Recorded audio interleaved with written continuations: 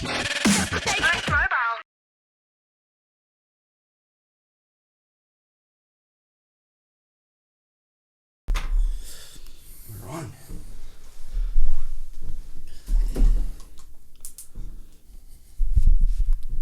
great and powerful and mighty Dean Ferris joins us on the Gypsy Tales podcast today. What's happening, mate? How are you? Yeah, good, man. Actually just done a bit of a road trip, packed up the van and just heading away for a few days, just get outside. Yeah, so Kyogle, I'm going to just adjust this real quick. Probably went a bit hard on that. So Kyogle is a pretty good place to be Dean Ferris when you're doing motos every single day and training. But now that you're not doing that, how is Kyogle? Does it get a little bit monotonous? Yeah, no, it's all right. I got a pretty cool little house on a hill, so it's pretty chilled. I got the farm, got my daughter, got my family. We ride the 110 around and hang out in the farm. Just go hang out the cows. But yeah, I was just saying that kind of got sick of not going anywhere. I'm not used to that. So for those of you who don't know, I had a bit of a crash a few weeks ago. It spelt the end of my season. So I've just been kind of laid up at home and watching TV and, I don't know, doing whatever. And just yesterday morning, I was like, Renee, let's leave home. I'm not used to it. I'm not used to being at home for 3 weeks on end. So yeah, on a bit of a road trip. Yeah, that's awesome. Oh, mate, before we go any further, holy shit, The Bachelor last night. Oh, dude. Mate, did you see that coming? Because we got to give people some context. Yeah. So this isn't fully random. A couple weeks ago, we were shooting the new Fox project, which is going to drop around the same time as this podcast, and we had a super windy day. So there wasn't much else for us to do except watch the recorded episodes of The Bachelor. So we're in on this. Yeah, we are. That was a whole crew of us, and that was a sick episode. We were on the edge of our seat. That was 3 weeks ago when that was the camping episode, wasn't it, with Romy? Wasn't it? It the camping episode? We watched two. I think we watched two in a row, and it was like when the Mean Chicks were there, and the show was just epic. But yeah, I kind of seen it coming. That I did too. By the end, I was like, he's not. I mean, the last couple of weeks, I was like, it feels like he's just let it go, and he's just doing what he has to do on this show. And then, like, I don't know, Brooke walking out, that was big. That was big. I didn't expect that. She was a favourite, and I'm like, oh, something's happening here. Like, the producers are kind of, it was like a little cop out for him or something. So, I didn't watch that episode. What was his reason for kicking her out? Brooke walked out. Oh, because did she? She got all insecure. So on their last date, he wasn't really giving her much to work with, and Brooke's like, "Oh no, it's over." So anyway, she walked out, and then he was left with the other two, and yeah, well, we know. If you haven't watched, yeah, we know what happened. He just didn't choose one. So what he's done is he's gone, look, ratings are through the roof. Every single hot chick in Australia now knows who the Badger is. Yeah. And I'm gonna go on a world tour. I'm gonna be sponsored by Trojan, and I'm like do some product testing. Like he said in episode 1, though, it was like grand finals night with all the girls coming through. Can you imagine his life now? Oh mate, I didn't even know who the Honey Badger was. I mean, I know he's super famous, but I knew him from the tradies ad. Obviously now I know him from I don't follow football, but know him from football now, and I think he's a wicked dude. He kind of suited that show, eh? Yeah, it was pretty classic. I learned heaps of one-liners. Yeah, dude. So that's how I first... Well, I'd like watch the Union and stuff, so I sort of knew him a little bit through the footy. But there was a YouTube video going around. You've probably seen it now, where he basically just... All the one-liners? All the one-liners, man. Yeah, I've seen it. How is the one where he goes... I could have scared a dog out of a butcher shop. Oh, mate. That is all time. Yeah. So anyway, I had to get that in. I'm still bloody. I saw it coming last night because I was thinking, I'm like, oh, he's just freaked out that Brittany, is it Brittany? No, Brooke left. No, what? No. So what was the Brittany and Sophie? Yeah, so that Brittany chick, she's like, he was just intimidated by the fact that she was the full package, I reckon. And he's like, look, maybe, he might have got strapped down with her. Yeah, he knew that. He was like, look, she's just going to want to put one in the oven. And like, he was just going in a bit too deep. So I think he wanted to see what life post-celebrity. But I actually had, one of my friends said, because he was up in Cairns not long ago, while the show was still airing. So like, they've got to be super careful with what they do and say while the show's not filming, because then once it's finished, they got to like edit it and shit. They're not doing it on the run. Yep. But he was banging a bunch of chicks in cans apparently. Yeah. So kind of word got back, and I was like, oh, I don't know if he's going with anyone It's here. not going to work out. Yeah, I actually ran into him at LAX airport back in June. I did a flight over to America. I'd have some meetings with teams, and we're at the Virgin Lounge, and he waltzed in. And, you know, this is just before I knew he was going to be on Bachelor. And I was like, that's the dude from the Tradies ad. Tradies ad, right? Yeah, but he kind of looked like didn't want to be bothered, so I didn't bother for a picture. Yeah. Oh, that shit cracks me up, eh? I saw the lead singer of Queens of the Stone Age on a flight to New York once, and he straight away, like, he was in first class, and I was like the next priority. Premium, like yep. Yeah, back when I actually had like good status and shit in the States. And I was flying to New York, seeing him, locked eyes, and instantly he knew that I knew who he was. And as soon as his whole demeanor changed, like, I'm about to have a fan moment here and I just can't be fucked. Yep. So I just like, on the way by, I just like gave him a little wink and a fucking nod, and he like looked back like really surprised, like I read that he didn't want to be fucked with. Yeah. So because I was instant like respect, then he was like, big time. Oh, dude. I want to give this guy time now.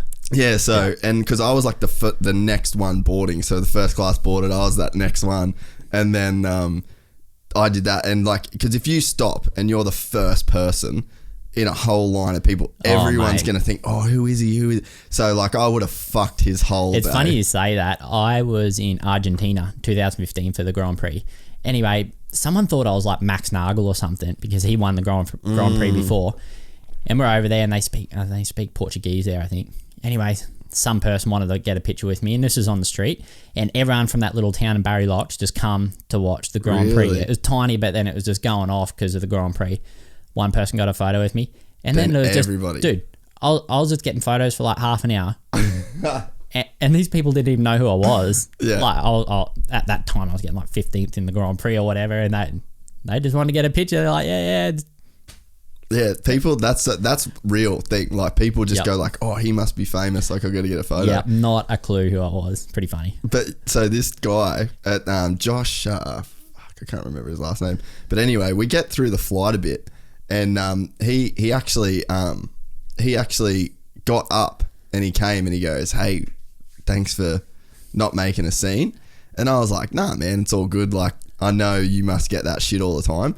And I was like, love your fucking music, man. Like, yeah, you guys are rad. And I think it was like right after I just watched this documentary that he was on. And like, I liked their music before, but just seeing that doco, it made me like frothing on him. And I was like, oh, I just saw you in Sound City and stuff like that. So he stood there and had a yarn, but like, it was actually interesting to like that point of what you said about the Badger. Like, you see him and that people just, they do this look of like, oh, fuck. Yep. I just don't want to go into the Badger mode as opposed to like just being themselves. Yep. So he actually just went and laid down in the corner because he didn't want anyone to see him. And then actually my daughter was running around Virgin and she like crawling over him, and yeah, my girlfriend had to go. But she also didn't make a scene. He was just laying there. He was fine. Didn't want to be bothered, so we didn't bother. Yeah, well, mate, it's the Bachelor's on the loose now. The cat's out of the bag, but it's going to be interesting. I think there's like some special on Sunday night with like all the chicks in it, because that's pretty big for like. And I sort of thought too, like, go with Soph, like pick Soph. She's a G up. Have some fun. If it doesn't work, like, see you later in a couple of weeks. Yeah, save face for like the media. Have the grand ending. You know what I mean? How was it? He went to homecomings and one of the brothers asked, hey, like, you ready to settle down? Like, no more partying, you know? Like, I don't want you to be partying with my sister. That's kind of what he was, you know, putting out there. Yeah. And he's like, oh, man, you got a bit of balance in life, you know? Had all the answers. Yes, and just there, you're like, dude, you're not settling down anytime soon, are you? Do you follow Jats on Instagram? I don't think so, but I see a lot of his stuff. You need to follow Jats on Instagram. Oh, yeah? Like, fuck. He started a thing where, because he was living with us, he's just gone back to Cairns now, like through the season, but he's living with us and we'd watch The Batch, and then he started storying, like, and commenting, and dude, his shit was just getting blown up with like people. I can't wait for next. So like, people weren't even really watching the show. But they wanted to see Jats's like, it was like Aussie Man reviews of his fucking Instagram. And man, some of the shit, like the first episode, because he's calling like, yeah, these fucking bitches, like he's blowing up, and his mum's like, you know, you ride for Honda and all this shit, and Jats is like, oh fucking oh, and like started a bunch of shit. But then as you went on, you just my whole Instagram feed is like people replying to Jats's stories, and they're posting stories, and like that was almost more fun than watching the show itself. Yeah, right. Did you get some more followers out of it? Dude, he would have for sure, but like last night I'll have to follow him now. Mate, I heard of he's a bit of a character. He's a fucking good follow. You probably haven't had too much to do with him, eh? Nah, a bit of a You're a bit of a one-man wolf pack. I don't follow many people, but you gave me a follow. I was fucking hyped, mate. Yeah, there you go. I was saying, like, we were talking when we were at your place a couple of weeks ago doing that shoot, that for all the years, like, I reckon I probably first met you in like 07, I reckon, or 08. 07, 08, yeah, probably somewhere around doing the Queenslands or something, because you were still living up north way. Yeah, it would have even been like when I was still racing, I reckon, when you were doing Queenslands, eh? What year did you broke your collarbone and you did a film of it? I remember watching that. Oh, when I was on you're riding somewhere in Cairns, yeah, and I must have known you through Todd or Ford or someone like that. Yeah.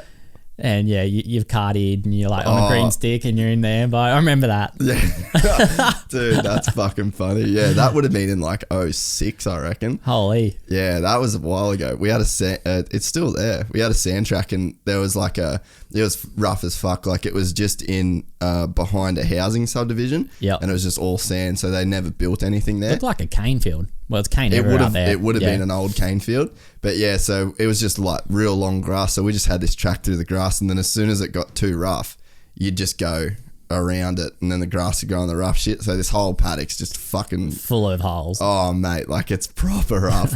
And Mitch Evans still does a bit of riding on it. Yeah, right. But there was like the straight where I crashed was like fourth gear, and it was around like a big right hander and just sand whoops the whole time, and I just got a big in swinger, and like that crash was pretty much the That's end right. of You had a mate. helmet cam or something. Yeah. Yeah, that's right. Dude, yeah. Because I remember watching it go, that. and you can kind of tell you're getting an in swinger, and then boom, boom, Yep. and then you just cardio. And I stayed on it, and it just did nothing. And I was like, I'll just pull out. What do you have on? They wouldn't have had GoPro back then. Yeah, it would have been was it a GoPro? Yeah, it would one have of the been big heavy ones. Yeah, it would have been like an OG No GoPro, wonder I you reckon. crashed. Dude, fuck. I forgot that I filmed that, because I looked at a photo the other day of me like with the whistle. It's on my Facebook. I think I like recently shared it.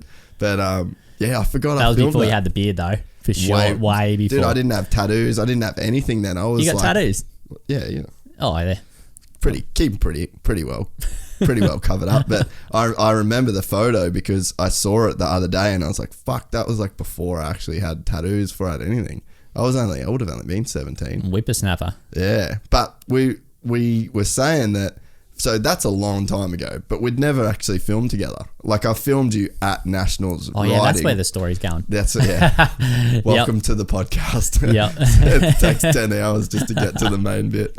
But yeah, we were saying like of all those years, man, even like we're at the KTM test track together at times. Like we've fucking spanned a long time, but we've never really actually filmed together. And then we did that Fox shoot for 2 days. It's pretty sick. Yep. Down in Kyogle town. Yeah, but pretty crazy to go that long. Like I've filmed with fucking everybody. Everyone. But the Ferris. That's what I mean, man. I just hide down there in Kyogle and get my work done. No one knows what I do. You're the, honest to God, of all the dudes I've ever met, you are the closest guy to Dungey of anyone.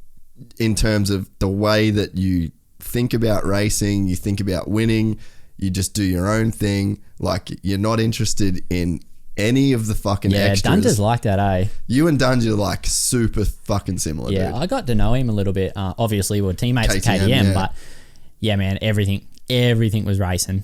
Mm-hmm. Obviously, it's just like me, really. Yep. Pretty intense guy around racing, but like, man, he's got his feet on the ground, like really grounded. Yeah. He was cool, actually. My mechanic was his brother, Jade. So Jade was your mechanic? Okay. Yeah. So when I went over there, America, and I was trying to sort out an apartment, I was staying with Jade, and Dungey was there as well. So I got to know him like pretty good. And I didn't have a vehicle. He'd give me a lift to the test track and stuff. So Yeah. To this He's day, a good guy. Yeah, to this day, Dunge is one of the nicest people in motocross. Oh yeah, And everyone knows that. But genuine, like, there's definitely people, especially guys that do the religion thing and are always, you know, kind of playing that card when it comes to like podiums and all that kind of stuff. And not all of them are super genuine and when they say that kind of shit.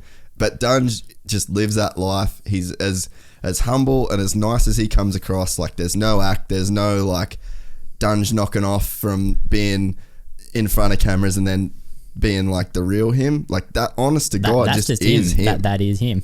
Yeah. Talking about religion and Dunge, actually, when I was staying with Jade, you know, like, we would all grab dinner and we'd go out to the dinner table. That was saying grace. Yeah, that was saying grace. And I remember a couple of times I'd start hooking into dinner, and then all of a sudden they come to the table and they'd never say anything, like, and then they'll be sitting, I'll be like, oh, sorry guys, sorry. Yeah. And they're like, no, that's okay. Yeah. I'd say grace with him.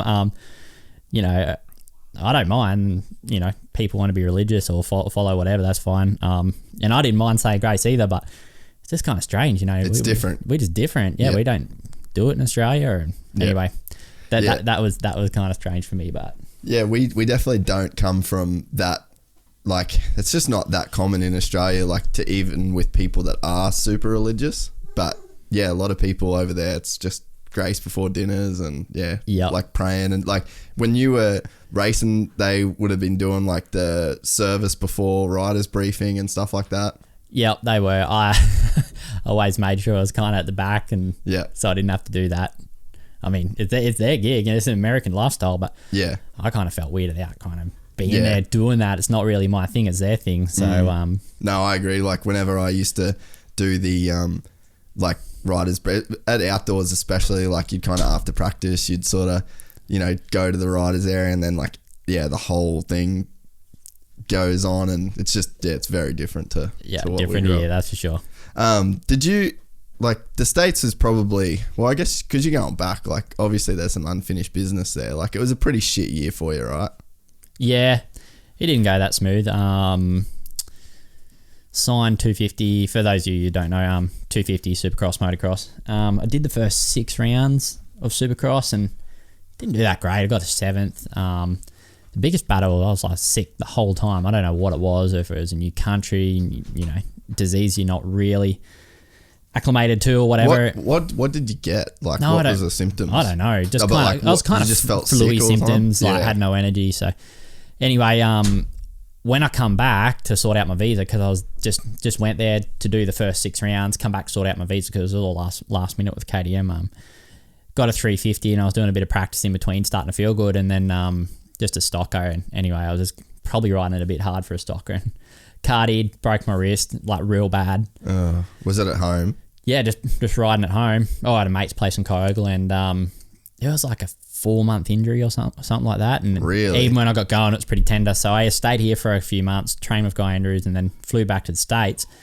Anyway, how it went was, like, I was there, you know, training, getting ready, and it was already halfway through the outdoors at this time, and I was like, all right, I'm good to go this weekend. I went to Roger and said, hey man, I'm good to go. They had the bike in the truck ready for me to come back from injury, and he's like, hey, something just come up. Ice One Husqvarna in Europe, they need a rider, and they're like, if you want to go back to Europe, we're cool with it. Like, we'll sort it out. We'll pay you. But, you know, KTM and Husqvarna need a rider over there. So whatever you want to do. And at that point, I was like, kind of want to go back to Grand Prix. It's not what I thought here. So anyway, in a day and a half, packed up my apartment and I was back on a flight to Europe.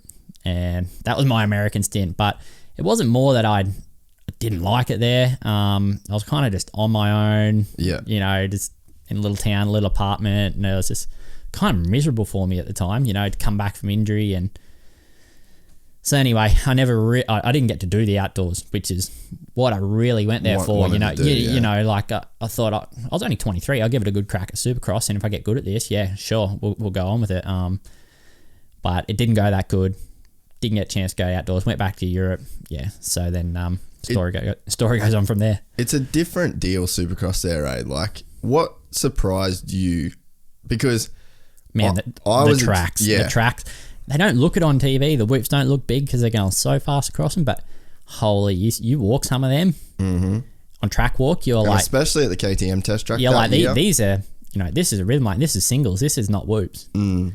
But man, they're like good at whoops and just everything about Supercross they're so good at. The level's so high there. And they're doing that 9 months of the year. Motocross 3 months. We're doing the opposite, Yeah. Well, that's what, when you sign that deal, not being a hater, I just was like, dude, Dean's not ready for this year, for Supercross. Like, it was, you see guys like Keisha come over, and Keisha's a fucking talented dude. Like, he can ride the shit out of whatever you put in front of him. And it's like, what let him down wasn't his ability on a motorcycle.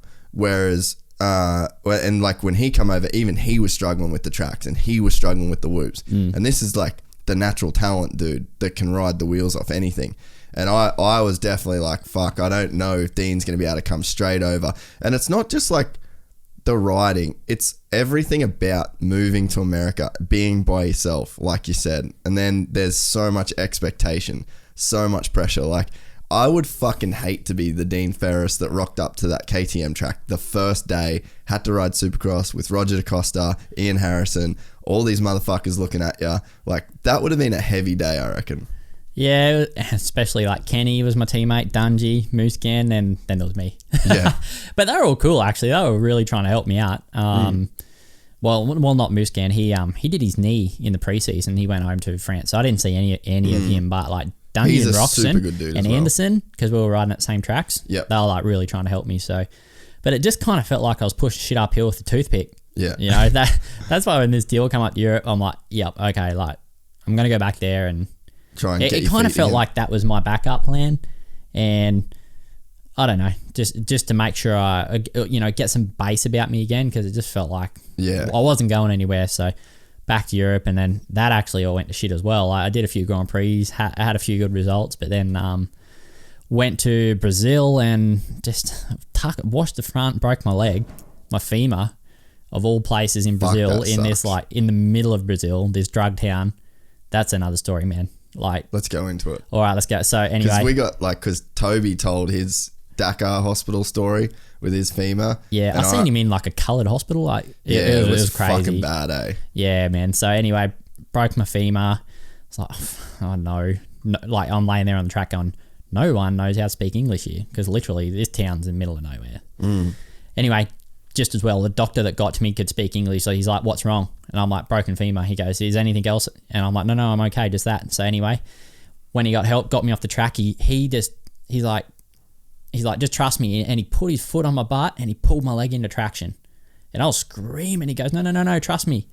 Anyway, once I calmed down, I was like, oh, it doesn't hurt. So anyway, long story short, strapped me onto a little bed, got me in ambo, had to wait for the race to finish because we're on the infield. Oh, fuck. But that was all right. I was calm, wasn't hurt. Did you have any painkillers? Nah. Ugh. I wasn't in that much pain, actually. I don't know. It was crazy. Because I had my leg in traction, it was, I don't know, kind of straight. Isn't it crazy when you break a bone, like as soon as they put you in a cast, the pain basically goes away? Yeah. It's fucking weird, eh? Yeah. But it was hot that day. I was still sweating beads just from the shock of it. And then the ambo driver thought it'd be fun because they could, just to pin it through town. It was like half an hour into the hospital and the roads there are shit. Mate, hitting potholes, and the nurse in the back's like trying to hold me down. And what? Why? I don't know, because we're like, dude, don't rush, I'm not hurting. And these ambo, I don't know, just crazy Mexicans, man. Yeah. Anyway, team manager Andy Peronin, he come with me because I had no one there. It was just me, him, and a mechanic. Yeah. And we get to the hospital, doors open, the ambulance, everyone jumps out. Auntie's like, I'll be back. I'm laying there for like half an hour, dude, on the street. On the street? Yeah, like in the ambulance, but like on the street. Doors open, like this place is pretty dangerous. And he comes back. I'm like, dude, what's going on? He goes, man, we've got to pay for you to get out of the ambulance, cash. They're like, there's no policies here. There's no insurances. They don't know what insurance is. I'm like, what? So anyway, he had to go rustle some cash from an ATM just to get me out of the ambo, right? They get me out of the ambo. They push me in the first room in the hospital, right? It's that dirty. You wouldn't let your dog sleep there. Really? Yeah, and there's like a nurse coming by every half an hour, like tipping a bucket of blood in the sink next to me. And there's like cobwebs and... Holy shit. So I was in this room for 6 hours. sitting there with my mechanic had made his way there by then, and auntie, and that was it. And they're like, oh yeah, we need half the cash deposit for the operation. We're like, dude, we can't get that much cash out. I can't remember how much it would have been, like maybe 10,000 euro or something. Far out, dude. Yeah, we're like, mate, we've got insurance, trust us. So we had to wait until, Australian time, until people woke up here, call the insurance company and said, hey, I'm in a bit of strife. You need to tell the hospital you're going to take care of this. And they're like, yeah, no problem. Put them on the phone. I think there was like translators involved. And they're like, we will cover it, just fix him. Because at this point, we'd looked at all our options. Even trying to fly back to Europe wasn't possible. So we're like, we have to get surgery here. And actually, the doctor that helped me on the track, he was really good at English, and he come in to see me to check I was all right. Real good guy. And he's like, trust me, the surgeon here is really good. He fixed both my knees. I'm brand new. You need to get it done here. We can't move you. So anyway, midnight that night or a bit later or something, I was in there for like 6 hours in the shit room. With no painkillers? No painkillers. I had auntie pulling my leg because I had a weight, off the end of the bed to hold it in traction, but it wasn't really heavy enough. So I had auntie like pulling my leg, and he's freaking out because he can just feel it all moving. Oh my God. Yep. So and when he would, I'd be like, oh, that feels so much better. And he's like, I can't believe I'm doing this. Like, don't tell anyone. Don't ever tell anyone I'm doing this. Really? Yeah. So anyway, they get me into the ward. It's like not 40, maybe 35 degrees. There's no aircon, no Wi-Fi, no TV. Couldn't reach the phone. And I was stuck in Brazil. Oh. And I was laying there going, this is no good, eh? This is pretty fucked. Yeah. So anyway, I just lay there until the morning, until the surgeon comes in and said, all right, I'll fix you. Anyway, did a good job, fixed my femur. And I told the team, I'm like, dude, go home because there's nothing you can do now. Just go. Anyway, that doctor that helped me on the track, he comes see me at my hotel every day. I'll stay there.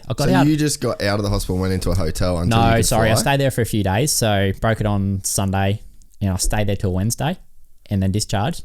And I stayed there for a week just so I wasn't flying with if there was any complications.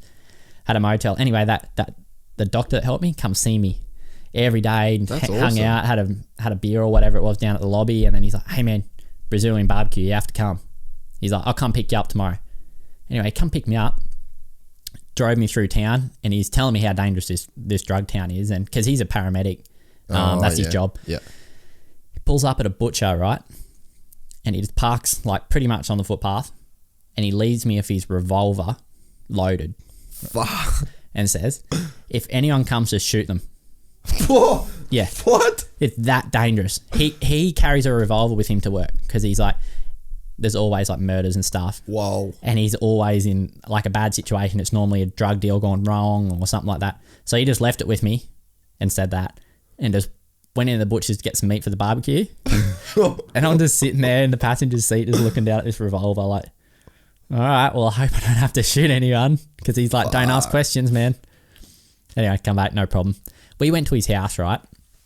And he probably got a pretty good job for a guy in a town like this, but it just seemed like he lived in the ghetto, but that's just how it is there. Yeah, right. Anyway, he padlocks this gate for his garage, and he's got razor wire around his whole house, electric fence, everything. Yeah. But, it's full on, eh? It's full on, man. Anyway, long story short, he invited his family and his neighbours over, and we had this wicked Brazilian barbecue. Like, it was unreal. Meats were cool. Yeah. And Did they make you have like chicken hearts and stuff? Nah, nothing crazy like that. Just the way they cook it, like slow cook it, and just the flavours were cool. And like the neighbours come over, and the neighbours had a couple of young chicks that were a bit younger than me, but they were really beautiful Brazilian girls. So we were hanging out, and I thought, this is pretty cool. There's an upside to being here. And he's like, hey man, you're not going back to that motel. You stay with us.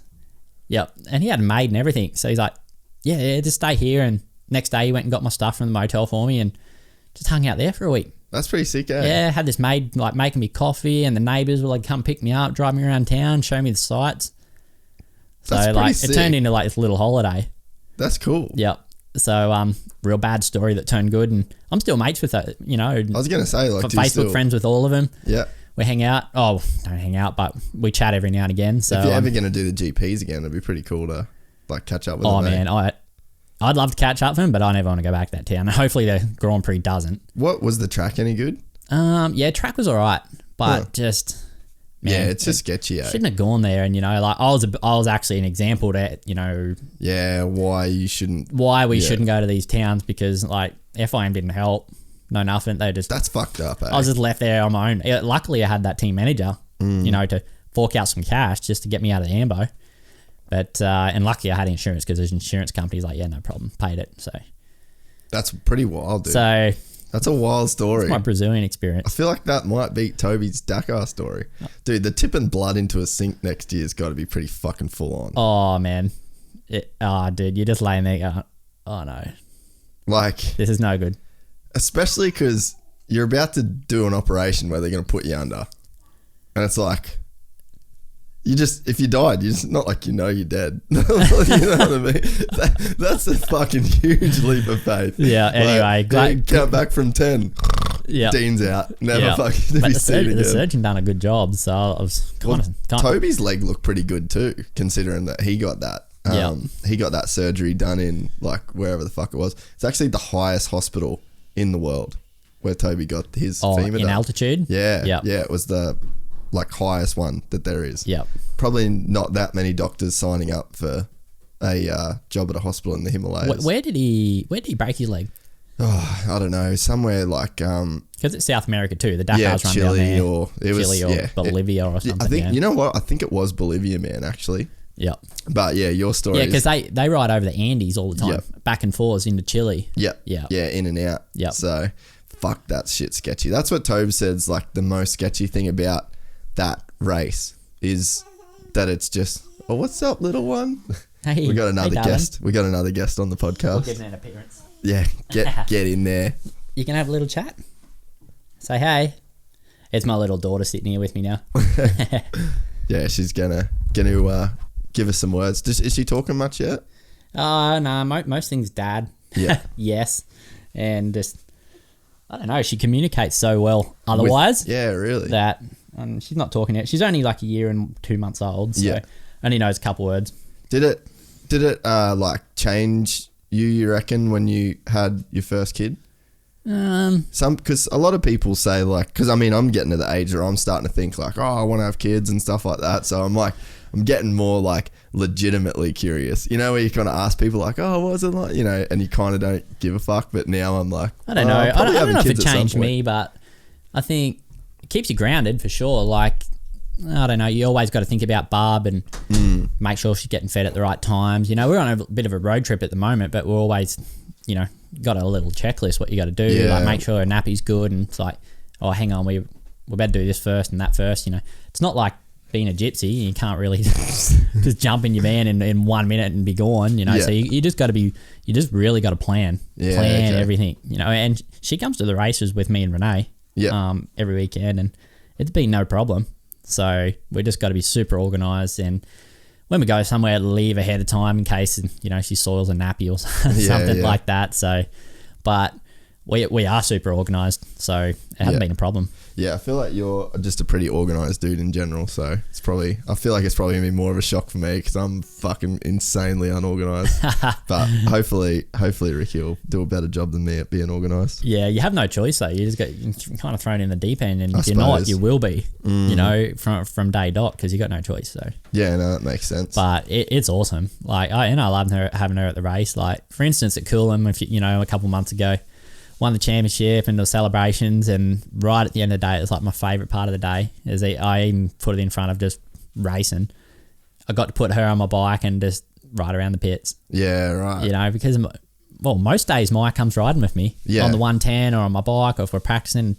Because she loves it, eh? Like when we were there, when we were there, you rode off. Renee was still at the house, and she got left at the house as well, and she was off it. Like I wasn't at the track yet, and she was losing her shit. So at Coolum, she's seen all these bikes all day, and she's wondering, hey, why can't I ride today? Like why can't I be on with Daddy? So at the end of the day, I was like, well, you're not going to get in trouble. You just won the championship, so I can do whatever I want. And, take her for a little ride around the pits, and she's just so happy that we can get to do that. So that's really cool and special for me too. It's cool that is like almost better than just winning the race too, Yeah. And we get to do it every day. It's so much fun. Yeah. I love it. And then you got another one on the way? Yep. So Renee's 37 weeks now. So how long is that in pregnancy years? Only another 3 weeks is full term. Oh, well, due in 3 weeks. Okay. She's full term now. So, I mean, as of now, it can come anytime safely. Oh, that would be a Gypsy Tales first. Having it here. Yeah, have it here. We thought it was going to happen a couple of nights ago. There was, I don't know, something crazy happened. She's like, oh, I've got some weird pains. And I was trying to sleep and I don't know, I was super tired. Renee's kind of up in the shower and I don't know. I was like, it might be on. Like, we might be just having the kid now. That'd be pretty loose. Hey, how far is it to the hospital from where you guys go? We plan to have it up here at the Gold Coast. So it's a couple of hours. I bet it. She can play with pretty much everything except hard drives. But when Maya come, right, so she was due, her due date was, oh, darling. Oh, that's my fault. No, I think she just whacked her head on the table.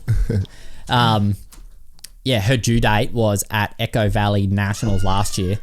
And that's the day I wrapped up the title. Oh, really? Yep. And then the next day, Renee's waters broke. Yeah, right. So we had the baby, well, we had Maya that week, and then we went, well, it was Thursday before it happened, and then stayed at the motel, and Friday drove straight to Coolum with a 1 day old, so we're at the track the next day for the last round of the Nationals. That's pretty sick. Yep. And then we stayed up there for a bit because we just love hanging out at Coolum, you know. Yeah. Spent a few days there after the Nationals, wind down a bit. So it was Wednesday before we got home. It was a week. It was almost a week before we got home with our newborn. Oh, that's crazy. So she's just been on the road with us ever since. Just comes everywhere. And a lot of people like, and that's what my mum always said to me, like, that they never changed their life at all because of having a kid.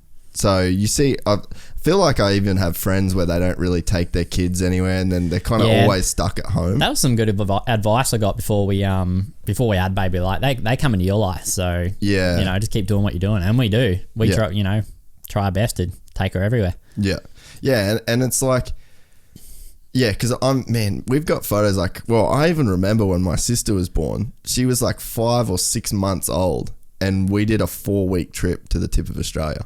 So she just sat in a baby seat at 6 months old for like, it was like a month, man. 2 weeks up, 2 weeks back. And like, there's, I remember we were crossing the Jardine River and the ferry broke.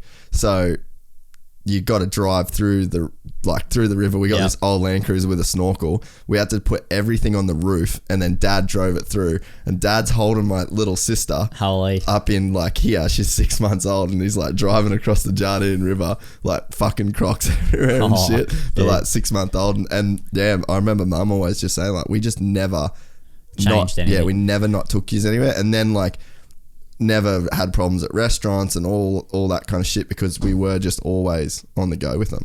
Actually, we were going to do a road trip to Hervey Bay. Oh, sorry, Cairns last December. Oh yeah, or November. It was one of the two. And it was just we got up to Hervey Bay and we were staying there with family, and then we got going and we got to Bundaberg and we're like, holy, it's hot. And she was in a little capsule, so she's just burning up. Oh yeah. So we're like, nah, let's just hang at Hervey Bay. It's pretty nice here. Yeah. Save us doing 2,000 Ks. Her in the capsule, she wasn't liking it anyway. So Yeah. It makes a difference if they're not into it. Man, it's cool you said about Coolum. I feel like our generation, because we're pretty similar age, our generation has like we've all got a pretty special connection with Coolum, I reckon, because of like the junior nationals being there for so many years, and then that was all, well, I guess it still is the last stop of the nationals, but I feel like our age group really does have a thing with Coolum. Yeah, actually, it's funny you say that. That was my first junior nationals that I'd done. Oh, was it Coolum? Sorry, I'm just putting my daughter down. That's all right. Yeah, so my first junior nationals was 2005 at Coolum. Yep, I just turned 15. So you didn't do a national before that? Nah. We'll go into that, but I didn't do much at all as juniors. Yeah. So I was 15, first junior nationals. And it's funny you bring it up. Actually, just a few months ago, I was like, I wonder how I went at that event. Because I can't really remember. I remember qualifying fourth. Like, I was pretty good, even though I wasn't on the national scene or I didn't do Queensland's or nothing. And I qualified fourth on the 125 and I finished 16th. Really? Yeah, outright. At your first nationals? Yeah, 16th. I think I finished 8th overall on the 250F. See, there's another Dungey comparison. Like, Dungey didn't do shit. Yep. And it's like there's something to be said for the guy that gets beat a lot as a kid. Yeah. Because you look at like, so let's talk like look at the dudes that were the stars. You got Cade, you got even Jesse Dobson was one of those star kids. Keisha was one of those star kids. Ty Simmons was one of those star kids. And it's like you, GYPSY, Todd, like the guys that were kind of like never really quite got the same shine as those dudes really seem to have gone on to do the bigger stuff in the sport overall, right? Yeah, I remember, Todd won a few junior nationals. He was a bit of a star, I think. I think the thing with Todd though is because we live so far away that he didn't really get... He didn't have it easy. No, but he didn't get much like attention for it. So I reckon it made him feel like he wasn't, even though he was on Motor X and he was like one of those guys. I remember him growing up, he always had like a little bit of a chip on his shoulder, like he didn't quite get the respect that he deserved, even though he was sort of winning. Yeah. So that's why I kind of put him in that same category. And like, man, we had like killers that came from Cairns, but it seemed like no one really ever kind of paid that much attention. And especially that was in like, it's crazy to think about the way that social media changes that. Like you look at the kids now, it doesn't really matter where you are. You can have like a presence. Get noticed, yeah. But back then, like it was always Ty and Cade and Keisha in the magazines as like the ones that, because they were who was accessible. Yeah. I don't think it was like a negative thing. Like people didn't want to give them any shine, but it's just like logistics, man. It's fucking so far away that we just didn't get any kind of credit. Yeah, to fly from Sydney to Cairns, I guess, that's like a big 3 flight. hours. Yeah, that's true. But anyway, Todd, he gave me a whooping in juniors because after that, 06, it was my first year that I did Sunny States. Yeah, I remember you at Sunny States in 06. I did my first Queenslands in 06. It was my last year of juniors. Was one of those rounds in Mariba that year? It was. Yeah. So that's the last year I did Queenslands. I remember that. Yeah. And Todd beat me in everything. Really? Everything. I might have beat him in a moto or two if I got lucky or if he went down the first corner, but yeah, he whooped my ass. Well, especially at Mariba, like he done so many laps of that track. Yep. He was good there. Where was it Townsville as well? Nah, it was Mackay. The track down on the river. Yeah. Then Mariba and then Coolum. Yeah, okay, cool. Yeah, and they're all back to back, just 1 week after another. Yeah. Yep. And actually, I won the last moto at Coolum. I remember that. Yeah, right. Yeah, Todd kept crashing or something. And that actually cost... I remember it cost him the number 1 plate because in juniors it goes off...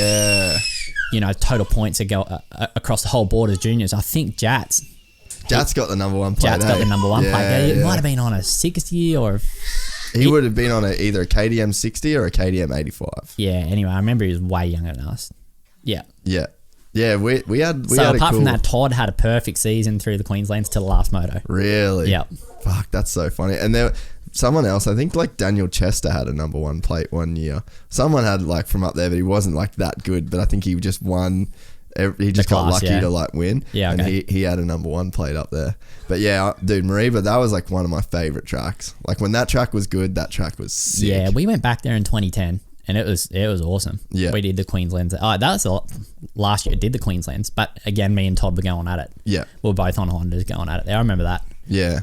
No, it was such a cool scene. And then, yeah, Coolum had the nationals for the junior Aussies. Feels like every kind of other year for a little while there. It was. It was like every second year there for a while. Oh, that's where it's going. Yeah, so Coolum, it is a special place for us for sure. Sorry, that's my daughter again. She's trying to get in here and be a part of it. She just wants to be a part of whatever we're doing. Hang. That's all good. So yeah, Coolum's cool. And yeah, we go there every year. Yeah. For sure. The last round and the juniors and what else do we do there? We're Supercross now. Yeah, that's true. Are you going to that tomorrow? Are you going to go watch? Nah, I won't go out there. So, you've got to be bummed that you did get hurt. Like, obviously, this was going to be your last stint with CDR before you go to the States, but you were riding fucking good. Like, and I think last year in Supercross, you kind of, because you always had a tag as like, oh, I'm not real good at Supercross, and then probably after the States, you probably had a little bit more of a mental block with Supercross. But it seems like last year and then this year, obviously we were doing that film and people will see when the video comes out, like you're fucking ripping, man. Yeah, and my results in the state, I'll bring it up now because people are kind of like, oh, I don't, but if you compare me with like Mosey or Keisha, which, you know, can ride Supercross here, I got better results in the States. Like I was qualifying quite easy and did all right. But yeah, I don't know. It must have been from my earlier years in Supercross. I just get no results. So everyone just put that tag on me. I can't ride Supercross. And then it's funny how that works. Eh? Yeah. So because Todd kind of had that too. Yeah, we both had it. And, you know, we're not the best Supercross riders. We just didn't really have anything growing up. Like no junior series or not, you know, just that era. But so when I got back and I won the motocross in 16, it was kind of, I felt like there was no pressure for me because Reardon was a Supercross guy and, you know, right. You know, the table had kind of turned. So I went in with no pressure, but I thought, you know, I'll have a go. And my bike was good. And I was like, went all right. First round, I surprised myself, got second, and then ended up winning a round down in Avalon. So, yeah, I'm kind of glad that I have gone good and people have stopped saying that, you know, because even though I'm definitely, motocross is my forte, can ride Supercross now anyway. Yeah, and then obviously before you crashed, you were right there winning like practice, or you were doing well on the same second as Brayton in Jim Boomba, and then obviously crashed. I had a really good prep actually. I chose not to go to Nations this year for that reason because that's got to be pissing off now. For the last 2 years, I've tried to do both, and I'm riding like 6 days a week, motocross, supercross. Bikes are way different. Everything, it's just a lot of effort. And then last year I didn't go that good at Nations. I just kind of got a bit lost with my setup. I was in between. Anyway, long story short, I thought I'll just do Supercross next year. I put in big effort, and I'm like, I'll try to win it. I'll just try to win Supercross, and then I've done that. You know what I mean? Preparation was good, testing went good, and then it was just heat race at Jim Boomba. Something went wrong. I don't know what really happened. Got a bit confused with yellow flag or something. So got an injury, and it's kind of spelt the end of my Supercross. So now I'm like, well, Nations is this weekend. In 2 days, and I'm kind of bummed I'm not there. You know, but I had to make a choice, and I knew it was the right one to do. Is just choose one or the other. So now that I'm going to the States next year, I'll definitely put my hand up for Nations again. Yeah. What do you think? How do you think Mitch is going to go? Were you surprised by how good Mitch went at the start of the year, or like in the outdoors? He was the next best. I wasn't surprised. Really? A lot of people underestimated that kid, man. Yeah, a lot of people have, and I don't know if it was because he was in MX2 or whatever, but he come riding for me last year at my track, and I was surprised how good he was. Yeah. I was like, holy, like, this kid's got some skill, and he's going fast and not even, it seemed like he didn't try. Yeah. And he even come and done a week with me earlier this year, and he was good. So, like, no surprise to me that he went well this year. Everyone was writing him off. Like, big time, yeah. And even at the start, well, it was funny. So me and Dad went up to watch the Toowoomba race that you did at the start. Mountain Men. Yeah. We went up to watch that, and he surprised the fuck out of me there, because even Dad was like, yeah, he's just not fit enough and this and that, and he wasn't fit enough. But at that Mountain Man, I think there was one moto where he gave you, like, you had a pretty good battle. Yeah, there was a funny format. We had like 310s back to back, and in the middle one he got the whole shot and was giving me curry for sure. I had to work my ass off to get around him, and his bike was like super soft. Like the setup, like I'm not very good with bikes and that, but I'm looking at that thing going like, damn, those clickers are all the way in and it's still way too soft. He knew that as well, because he come down the week after that and he's like, oh man, my fork's too soft. Yeah, right. And I know he went testing, and he was pretty happy with his bike this year, I'm sure. Yeah, well, those things are just good. But I remember, you got like that kind of that, you got the right hand berm, then you've got that tabletop that you can kind of scrub. It's near the end of the lap, and then you go sort of down into like, I think it's like a S section or whatever. Yeah. But he just, like, everyone's scrubbing it, and his fork, you could see his forks were so soft, he couldn't actually even scrub that jump, because he would have been, if he hit that lip any harder, it would have just blown through. So, like, everyone's just like, yeah, dropping it, and then he's just straight airing this thing. And I'm like, fuck, imagine when he gets that bike better and his fitness, because, I mean, jumping on a 450 is just a totally different level of fitness than an MX2 bike. Yeah, and it takes some time, you can't expect to... Especially when you're young, eh? Yeah, I know. He's young and working it out. He's still working it out. I've seen it. He's been at my place, just working out his program. I already know what I got to do. Yeah. But there's no guesswork in your mind to what you have to do. And that's for just 30. being a fair bit older and, you know, having some good guidance from Guy and stuff like that. And I know he trains different now than he did last year when he come down. Yeah. So, you know, he'll work it out for sure. But just trying to work out what works best for him. I think that's what he's doing at the moment. Is he the favourite for next year, you reckon? I think Probably maybe a bit young. Don't know. He's going to be good for sure. He was runner up and he was challenging. But between him and I think GYPSY. So is GYPSY on CDR next year? I'm not sure, but I suspect so. Yeah, okay. But and because that'd be cool for him to switch up the program. Medi's good. Yeah, he kind of sorted his stuff out towards the end of the season, but as long as he doesn't have any of those crazy DNFs that it's something weird every time. You know what I mean? Because you know you're going to be competing with CDR, and you know they're going to have a good rider, and they know that their bikes are rock solid. So there's something that maybe you can talk about it, because I think for me, like, I don't have a lot to do with Dakar, don't really have a lot to do with the team. Like, they're one of the groups that I'm not really close to anyone on that group of people, right? But I have no problems in saying they're the best team in Australia. Like, I don't think anyone could make an argument. And if you're on a fucking 450 in Australia, you should want to ride for Dakar. That's what my impression of that team is. And you see people that go to Dakar and their shit just goes up a level because, like, you know, you get to your house, you've got fucking, like, Fox hooks it up with gear. You've got no worries with gear. Your practice bikes are as good as your race bike. Like, it just doesn't seem like, it seems like Dakar's the only guy that ticks all the fucking boxes to where you don't have to worry about anything else but riding. And I think JDR used to be like that in Australia, and there were some other teams that were closer to that, but I think now the gap between, like, the best team in Australia, like Dakar, and the second best team is, like, it's unfortunately a pretty big gap. It probably is. I don't know what all the other teams do, but Dakar does everything. He does everything. Everything. Right. Leaves no stone unturned. And, you know, he's got one thing on his mind, and that's to win. He doesn't give a fuck about anything else. Nah. There's, like, that's his number one agenda. You know, with a lot of teams, and I've ridden for different teams around the world, there's always something else, or sponsors, or they're just doing this for a living, or not Craig. He just wants to win. Yeah. And I knew that when I come back. I'm like, I have to be on that team. I knew that. And he's proved me right, for sure, because nothing else matters. And that's why we get along so good, because nothing else matters to me either. Yeah. That's it. We both just want to win, and we both, just hit it off with our relationship.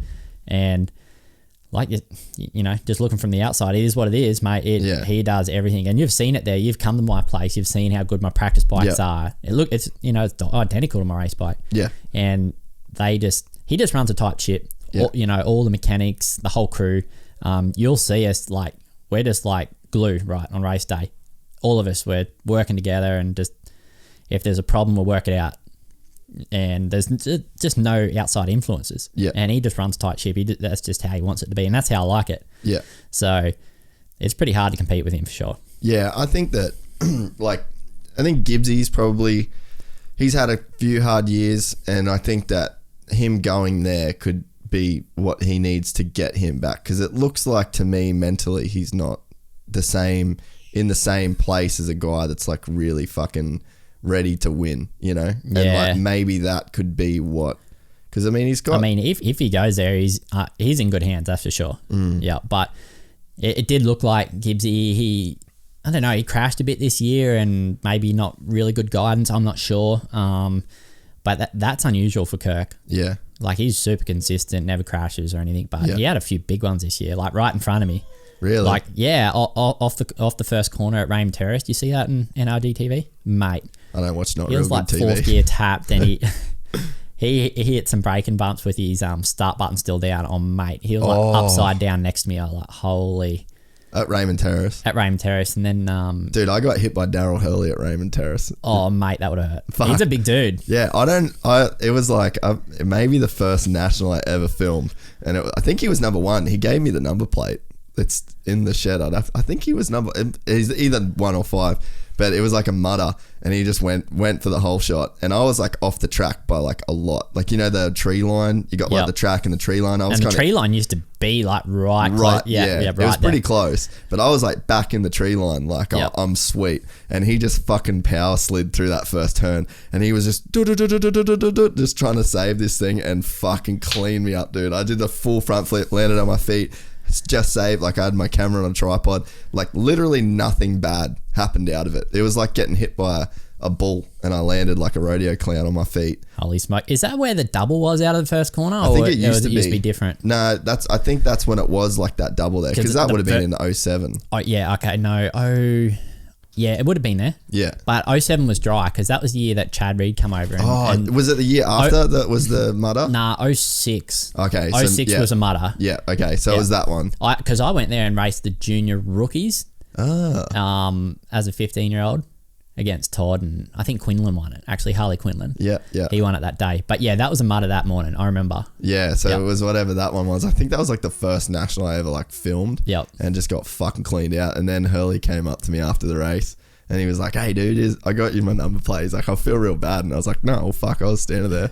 But yeah, that was. But you haven't stood on the outside of the first corner so close again. Nah, well, you didn't have a choice there. Like, that was a really shit first turn to film. Yeah. Like, you didn't really have anywhere to go, because if you moved over to the right, all the trees and shit were in the way. Everything used to be horrible about that first. Straight into a big double. Yeah. Like, I remember as a junior coming down there, I was like, that's a stretch for a junior. Yeah. And we're just humming down there. And we're like, all right, I hope no one jumps across on me or something. Dude, they do. Well, I have not paid attention to the nationals, like, pretty vocal about how shit I think they are. But Raymond Terrace used to do a good job with the track. Like, they were probably one of the better ones, I reckon, in terms of I liked it. I liked it because it was always gnarly. It got rough as fuck. It got rough as, and I was looking forward to it this year because I was like, this place is a man's track. And it didn't get rough like it used to. Like, I liked the layout. It was sick. It was real fast and flowing, but I don't know why it just didn't. They didn't prep it as deep, or? Well, they tried. Like, even the track prep guy, he come up and spoke to me. He's like, wasn't happy with it, you know, how it was on Saturday this year. And anyway, I thought the track was sick. It just didn't get as rough as it normally is, and maybe because it's fast and flowing now, because back then it used to be a lot of switchbacks. Yeah, so it get rougher because you're just harder on the brakes. You're just harder on brakes, harder on the gas. Yeah. So that's probably what it was, but yeah, it used to be gnarly, that track. Yeah, man. That year that Chad and Dan had their little melee, that track was sick. Yep. Like, they prepped that to perfection, and it got so rough. Yeah, 07 did I say? Yeah, it was 07. 07, I remember that. Yeah. What tracks are that? Because I always kind of harp on about, like, I did the Instagram ask me a question thing the other day, and I had like 5 or 6 people ask me why no one goes to the nationals anymore.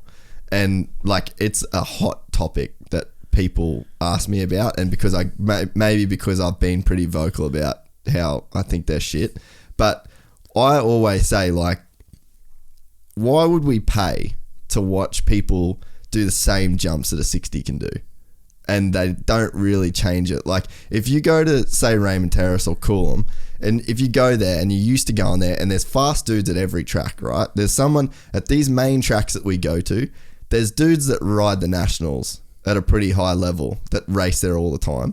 So it's like, you kind of can see racing there at a high level just on club days and shit. And then if it's like, all you're doing is bringing just a few extra fast guys to the same shit you already see. I know what you mean, but like, the nationals, they need to go to a club that's got some money, and all the clubs that have money is, you know, catering for everyone. They can do the little tabletops and the clubmans that can ride around there and do the same track as the national or the pro riders. Where in America, it seems like their national tracks are open for that one race in the year sometimes. So they got some big jumps, big centers, like Unadilla and, well, all of them really. Yeah. Except Glen Helen. But Glen Helen actually put in a big effort and just make the track for the national guides where. But even on day to day, they got big jumps and shit. You know, like.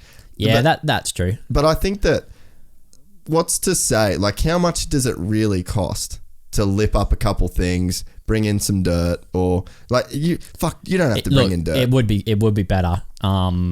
And I just But think there must be a reason the clubs can't do it, maybe, or don't do it. I don't know, but I think there would be a combination of but for a national, like, there should be no rules about doubles or jump lengths. Like, what you shouldn't do at nationals, like, I don't like the Coolum first turn. I think we've seen so much carnage there over the years that I don't know how.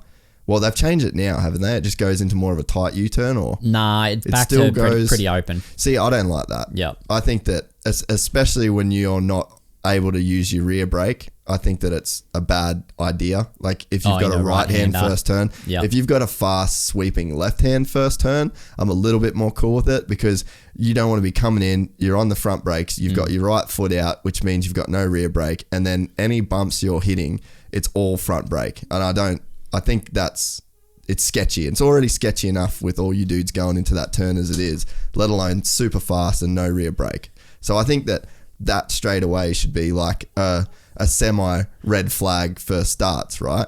But like, why can we not get someone to come in? Like, all tracks have to do earthworks. Like, you've got to know people, but it's like, build some big jumps. Even not like a 150 foot. Look, I agree. I don't think there is any rules to doubles and stuff in the nationals. No, there couldn't be. Nah, there's not. Like, I know at Horsham they put in a big double for the nationals, and for sure that'd be too big for the rules for standard racing. For standard racing. I don't even know why there is rules around that. Like, to me, that's retarded, because you look at... And you know what? Different governing bodies, like New South Wales, have way stricter rules than Queensland, for instance. Yeah, really? Yeah. So if you go to a New South Wales track, the jump's going to be smaller, and the trees have to be further away, and everything, rather than the Queensland track. So just what you're going to get. And you know what? The clubs... I think it's up to the clubs to do, I'm not sure, but I think so. Yeah. To do the track. And for instance, at Gladstone this year, they prepped it right. Like, it's a pretty small track, only small jumps. Prepped it really good, like, got some big ruts. But I spoke to the track maintenance guy, and they're like, all they have there is just a Bobcat. So they can't. It's hard, yeah. He said, this is all we got, prep the whole track. I was like, holy, like... It's not enough, bro. So what they've got is that's it. That's all they've got. Yeah. So it's just little tabletops, kind of a junior track. Yeah. And they couldn't change it. But that's the thing, is like, if you're Kevin Williams and your job is to, like, all right, he's a promoter. So, like, there's two hats that you got to wear when you run an event. One is a promoter, and one is an event management role. And they're supposed to do both, right? You look at the AusX Open. They don't, like, Adam Bailey and the AME team, they're not running the event itself in terms of, like, making sure the riders are on the start line, doing transponders. Like, they're not doing any of that shit. What are they doing? They're promoting, and they're creating this video content, and they're bringing in, like, the Ronnie Macs and the Ricky Carmichaels. Like, there's two hats that have to get worn, and I just don't think that you can just split a person to cover off on all of those things. And, like, you'd attest to, like, a Kevin Williams event is run on time.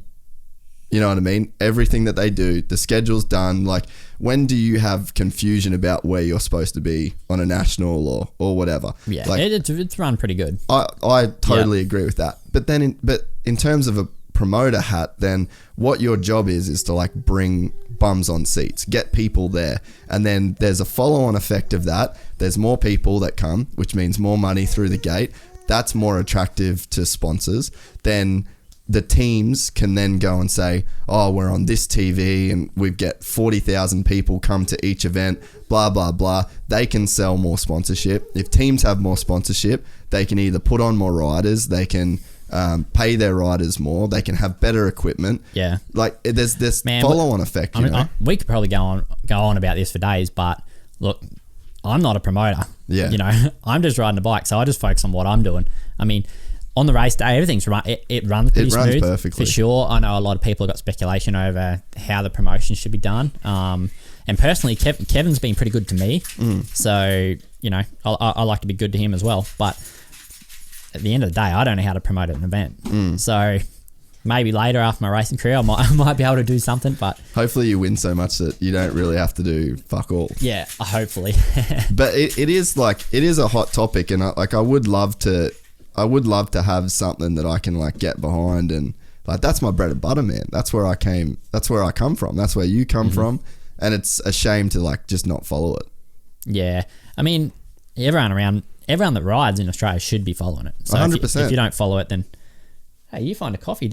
My She's daughter's jacked up. She's jacked up on coffee. Just found a coffee cup. But There's no coffee in it. You need to get me coffee. But that's my like thing. You know, Yep. I wish I could follow it more, but it's just, you know, and you wanna talk about it and you want to be excited about it, and that's what's cool with I think with the AusX and stuff and like the Supercross series, like kind of feels like we do have something to be sort of excited about again, you know? Yeah, AusX is huge every year for sure.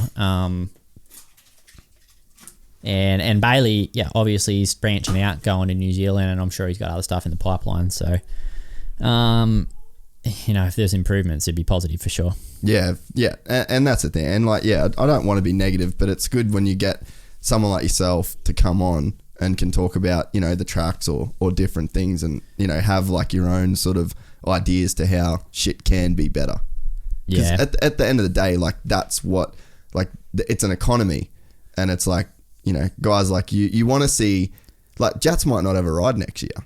2-time Supercross champion. Yeah, it's crazy. Just might not have a fucking ride, bro. It seems like sport's not in a good spot at the moment. A lot of good riders without rides, dude, and a lot of teams aren't running anymore, and it's not what we want to see. That's for sure. You know, we want to see more teams coming in and more rides and people getting paid and more sponsorship. But and you look at, like, let's talk about like that 07, 08. You had Cool Air, independently wealthy dude, come into the sport. JDR, independently wealthy dude, come into the sport. Manufacturers are supporting it. That was like almost like the golden era of it was taken modern It was Aussie taken motocross, off then for sure, and a lot of teams are getting outsourced. Like Honda got outsourced to Urive, just come with a whole lot of money to run something, and it seemed like it was taken off, but at the moment, even more teams shutting down next year. It's not really cool, but it's a tough one. And then riders like yourself, like, you're about to, I guess, like, you're not leaving Australia though with like I can't make any money here attitude, like, I've got to go somewhere else. Like, you could stay here again, but in your case, you've won 3 championships in a row, so it's like you want to then go and have a crack at that. The world totally stage, different you know? reason. Yeah, like, so I come back and had every intention to go back overseas, and that's what's happening now. So I've had a good time here, and it you know, good time with CDR, good time at Nationals. We've done a lot of winning, but for me, it's just time to go. Yeah. For instance, I know Todd went back overseas probably for different reasons. You know, for the same reason that he wants to chase the world level for sure. But like, I got everything here. I could just stay here and be comfortable, but I'm not comfortable to do that. I've got to keep pushing myself. Yeah. And going way back in this conversation, you know, I've got an unfinished business in USA. Yeah, so for sure. That's why I choose. I chose USA to go to.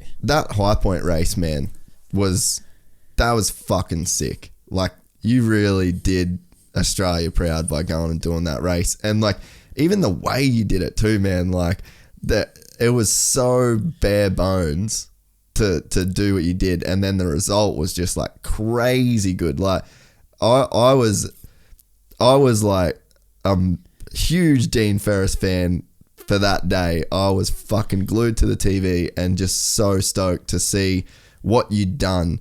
And honestly too, like, Aussie riders have got a bit of a shit name in the States now.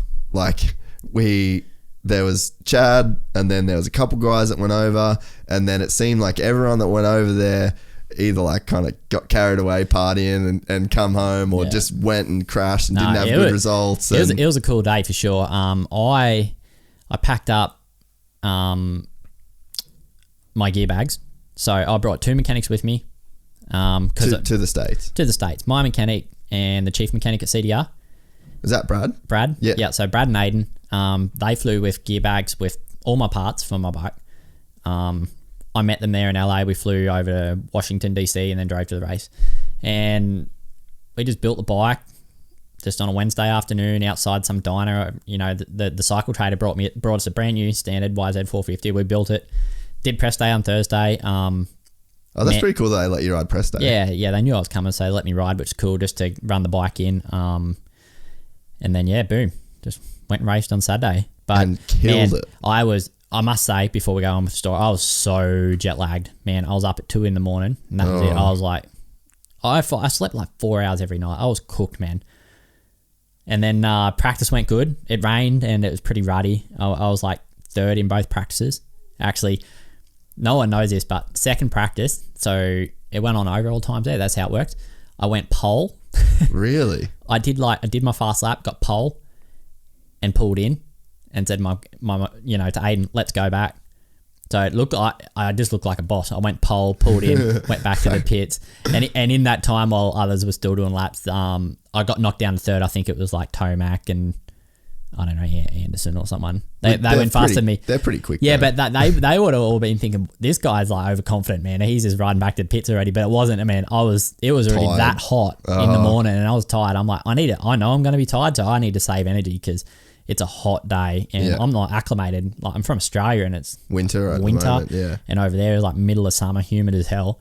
So like we went back, get organised. I got hydrated because I just needed the energy. But anyway, Moto 1 went good, got a good start, ended up in the lead, as you all know. Come home in second, but man, I was cooked at the end of the first moto. It was so hot. I was like, holy moly, I'm delirious. Really? It was that bad? Just the last 2 laps, I was like, oh man, I'm just so hot. Heart rate super high.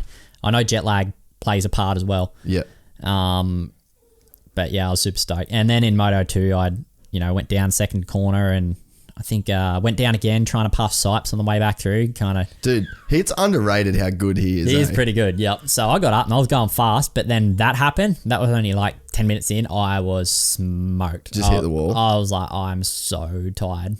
And I knew it was a big risk for Craig to let me go there to the States. So I was like, I'm just riding at home. But the heart rate wouldn't even come down for the rest of the moto. I was just so cooked. Really? So yeah. So even as you backed it down, yeah, man, I was just done, mate. It was just like I was a zombie mode after that. I was like, I'm just so tired. Yeah. But anyway, I got that result in Moto 1, and that's kind of what mattered. I was like, I was stoked with that, and I knew I could ride at that level. Yeah. For sure.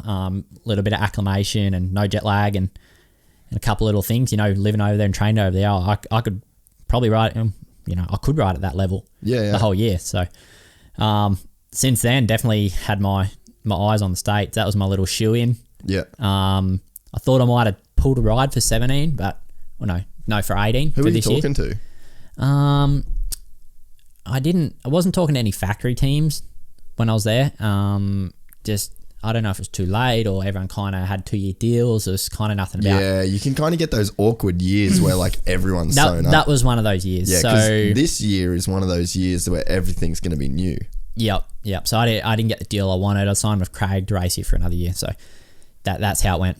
Yeah. Are you gonna try? So you're going to the States next year to do outdoors only, right? Yep. So when are you gonna leave? Look, probably still trying to get a deal. Yeah. But I think it'll be in January because whoever I ride for is going to want me there testing and riding, and it's pretty hard to just send equipment to Australia and say, here you go. So I'll get organised, make sure I'm over there early in the year for sure. Are you talking to teams now? Like, because when we were doing the filming, I didn't know if you were just going to go regardless and just hope to... Nah, look, I got an agent on the ground over there. Who is your agent over there? A guy called Lucas Myrtle. I was going to say, he's an Aussie guy, yeah. So shout out to Myrtle. He's a funny motherfucker.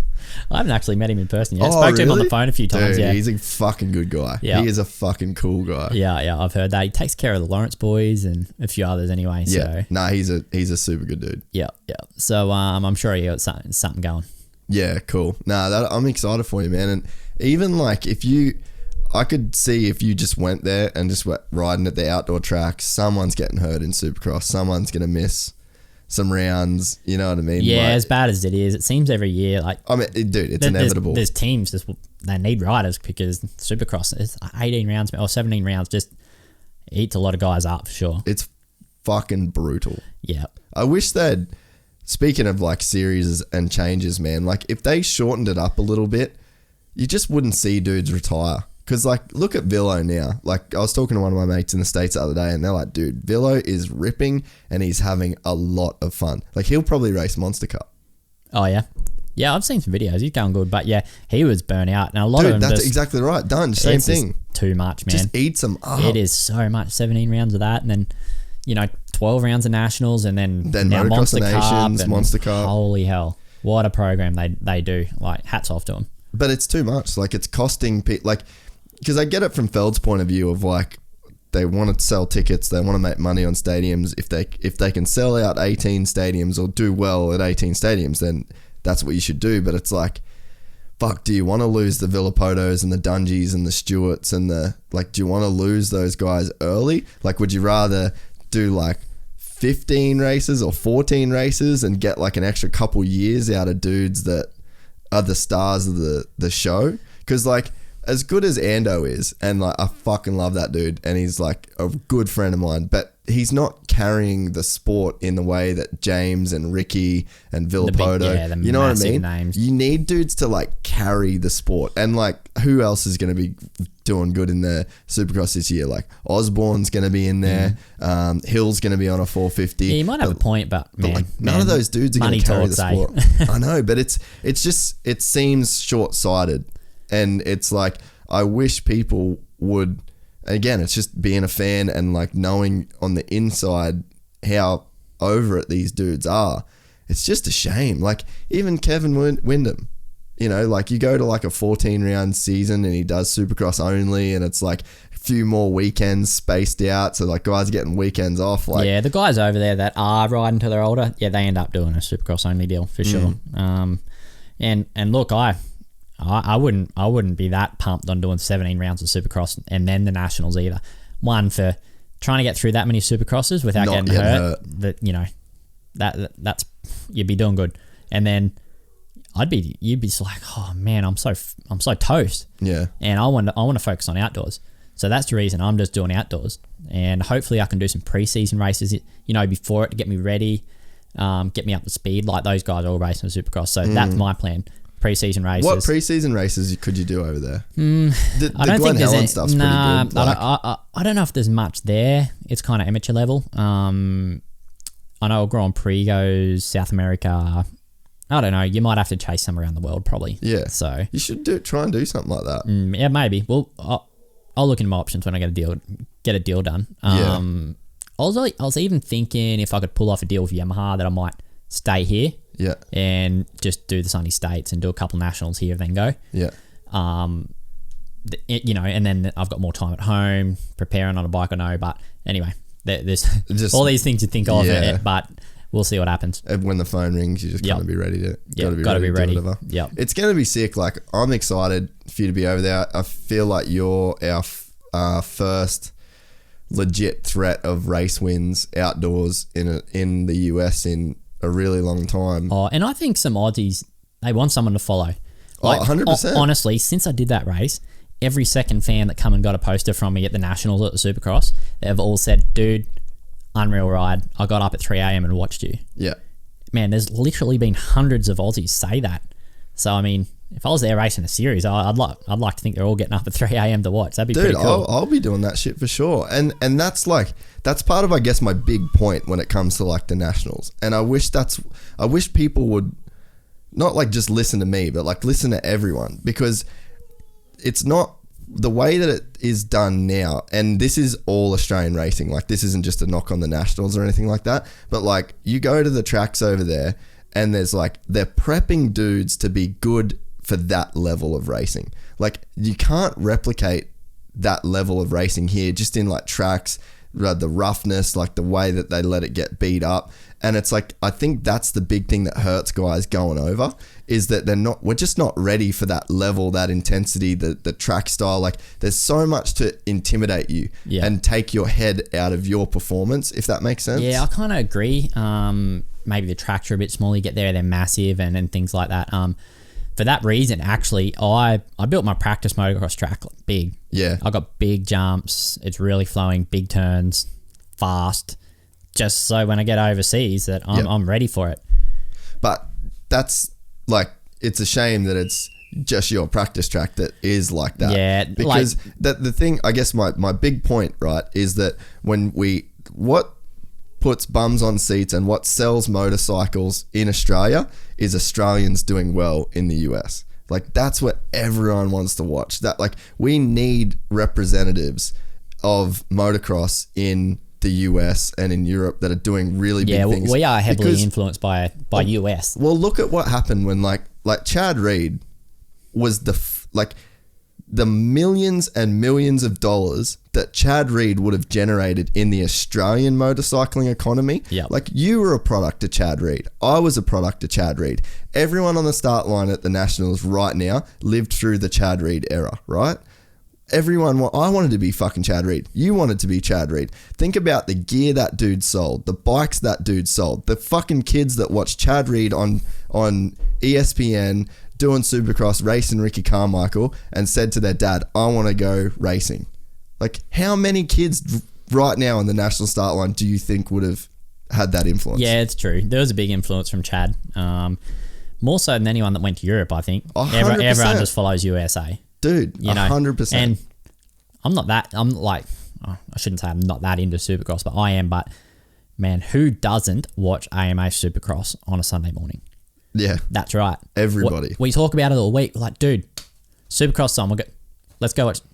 Everyone's watching it. Yeah. And, you know, not everyone, but most punters are drinking a beer. They just love it. Sit in their TV, sit in their couch, drink a beer, watch Supercross. Yeah. We love the drama of it. We love the personalities. And I just think that the problem with, that needs to, for the motorcycling economy in Australia to stay healthy, I think that there has to be like a legitimate investment from people within the community in Australia to like grooming people. Like, dude, the next guy that's going to be the next Chad Reed for the kids on 50s will be Hunter Lawrence. Multi-year Geico deal. Imagine if you're winning motos in the US next year and Hunter Lawrence is winning lights motos in the US next year. Yeah. Doosh. Like, mind fucking blown, man. Like, kids all over the country are going to be glued to that. And that's what, then you get it's that same Chad Reed effect, but instead of Chad Reed, it's Dean Ferris and it's Hunter Lawrence. Like, man, I've been watching the EMX series this year because of Jet. Yeah. Like, I love that shit. Crushing it. Fucking love that shit, man. Yeah. Like, that fires me up so much. So it's like, that to me, it's like, we have to think about that as like an investment. Like, we need to groom these guys. We have to get people to America because American TV is what is going to sell motorcycles and it's going to sell gears and gear. We shouldn't take anything away from those boys though. Like, they got there themselves, their family. Oh, dude, what a risk the Lawrences took, bro. Holy, what a risk. Yep, but they're grooming themselves. So, but doing Aussies proud, man. And let's just talk about Jet for a minute. He's 15. The kid's a freak. Man, didn't I just say I did my first junior nationals and Queensland title at 15? That's what it He's takes, over there man. winning EMX against men, like with beards bigger than yours. Shout out to the beards bigger than mine. But yeah, good on him, man. And like, dude, I've not been more like, I think Shift did that clip with Hunter at the start of the year. Did you see that video? No, I think I did. Fuck, that surprised me because you don't look at much. But dude, I was like fired up when I saw that clip. I was like, fuck yes, bring this season on. I haven't really cared about it that much since you and Todd were there. So it's like, that's my whole big point is like, we need to bottle that energy. Like, the energy that we get from seeing like you just did one race and got 1 3rd place. And like you said, second. Hundreds of people came up to you at the national, so here hundreds of people come up of all the achievements that you've got in your career. Like, that was the thing that everyone was frothing on. Yep. And it's like, to me, that's why I think we have to get super serious about, you know, really making a push. And like you said, man, that's a really good point. Like, the Lawrences, they packed up and they went there and they took a huge risk and it's paid off, but they invested in themselves. And they obviously knew that if they wanted to make it happen, they couldn't just stay in the system here. Yeah. And they seen that early, so good on them. But I was speaking to someone at MA a few months ago about this very topic and how we're going to make the juniors better, because it's way different to when me and Todd were doing it as juniors to now. I feel like everyone's got a base station and got all the gear but no idea. Kind of saying. And I'd like to make it some people aware that, dude, you didn't have that. You don't need that, man. You know, you just get good equipment and try hard. Like, there's a bit more to it, obviously, but you don't need the big shiny ball for everything. It's not going to make you go faster. Like, go on there in a base station, like, fair enough if you've got a family, you got the money, but mate, it's not going to make you. Yeah. For sure. Like, well, the thing is, the base station's not on the track. The dad's not on the track. All the good shit isn't on the track. The fancy trainer's not on the track. And it's good to have all that, but you just don't want the kid to be, and perceive it wrong. Like, they've got all the gear, so they should go good. And I think that's what happens, I don't know if it's the error or whatever, but it just seems like those, so the kids have got everything, don't really have the heart. Yeah. And I feel like they've got an advantage. And if they were aware of that, we could definitely help them and groom them. And hopefully that's something I can do, like, in my older years. That's what I want to do, like, help some kids make it somehow. Well, you're the guy that, like, we had this talk at Kyogle because I've been training, like, super hard, and I was like, man, I'm fucked all the time. Yeah. Like, I'm just not really there on other shit in my life Welcome now. to the club. Yeah. and Thailand was the big eye-opener for me. I went there and it was 4 hours a day, 2-hour session in the morning, 2-hour session in the afternoon, and basically I was sleeping right up until I had to get breakfast. Then I was getting breakfast and I was doing my first session. I was drinking like 4 liters of water and electrolytes in a 2-hour session because of how hot it was. Yep. I was getting cramps in my whole body if I didn't drink enough electrolytes. Then we'd walk back, have lunch, have a sleep and a swim, and then walk back to the gym again to train, walk back, dinner, bed, cycle repeats. And I was fucked. Dude, that's what I've done for the last 11 years. Dude, and you're the guy, like, it gave me a new respect because when we were there, you were just like, I was like, oh, do you do this? And you're like, dude, I'm too tired. And then I was like, do you do this? Man, I'm too tired. Like, I don't do anything because of how hard you work. And I mean, even living with Jats, I'm like, dude, you've got a lot more room in your gas tank. Like, you're not on that Dean Ferris, you're not on that Dean Ferris program because you're so tired from training that you literally don't want to cook. You don't want to do anything. You're fucking checked out. Yeah, man. At the end of the day, I'm fried just all the time. And I wake up brand new, but man, I put everything I've got into my training sessions. And luckily, I've got a good girlfriend that does a lot of stuff for me. But this is what I want the kids to know, like how hard you can go. And actually, on that subject, I've always trained hard. Didn't always know much at all. Gained a bit more knowledge as I was going, but it wasn't until I actually met Guy Andrews that I realized how hard you can train. Yeah. Because you're tired and you're fried and you've got nothing left, but he'll make you keep going. And that's how we made it to a new level. Actually, talking about that, I've lived with Guy a couple of times, just doing some training camps or whatever. Like when I come back from Europe, I was kind of like a homeless bum. I just had a backpack just before I set up here in Australia, but went and lived with him sometimes like 6 weeks at a time, couple of months, and holy man, that was something else.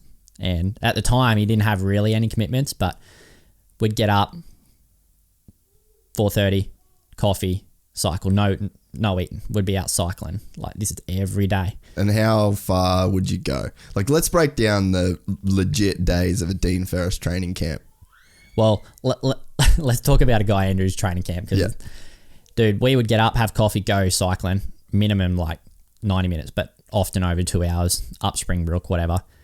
Breakfast, I'd come home and just be in bed, and then we'd get up, gym. So you'd have a sleep. Or go running. You'd have a sleep Dude, after breakfast. Yeah. Just that fried sometimes with some things would do. And just a couple sessions, 2 or 3 a day, stretching, strength, running, cycling, swimming. Oh, I actually didn't do that much swimming, but a little bit, mate. And I remember just for the first like month of living with Guy, I would just have to sleep through the day. Really? Yeah. I'd just walk in and just pass out in my bed. Like, see you later, dude. I'll be back out. Pass out, get up, do it again. And then the next day, do it again, do it again, do it again, do it again. Just non-stop. Yeah. And then so when you're training for the nationals, like, what's a day look like for you for motocross?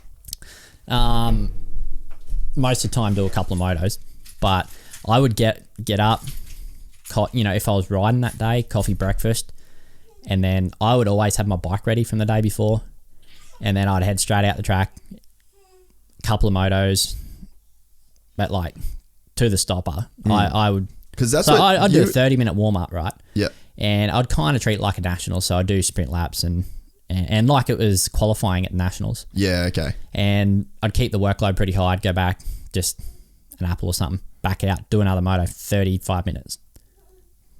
Go back, and you're like lap times at every lap, right? Yeah. So Renee's been there with me for the last few years, just on the pit board every single lap. And that's all I do is just chase my lap times. And most of the time, so I've been in a pretty good flow the last few years, I would do a whole moto within a second. The whole 35 minutes, and I wouldn't vary one whole second. And even with the track getting rougher, and yep. So you just watched it, and whatever the fuck happened, you were getting that. Yeah, lap and time. my track doesn't change that much. It's like if it was wet or something, yeah. But man, it's rough, and I just leave it rough. That's just how it is. Like we said, I want it to be like an AMA kind of track. And then gear up, do it again, and then home, and pretty much just pass out. Yeah. So you're like putting the effort I've put in for 2 motos is just everything I've got for that morning. Yeah. And then, a little bit of training in the afternoon, a little bit lighter if I've done 2 big motos. Yeah. Work on the bike, everything else you need to do around the home. And then next day is like either motos again, or more often than not, the next day I back up some cycling and gym. Yeah.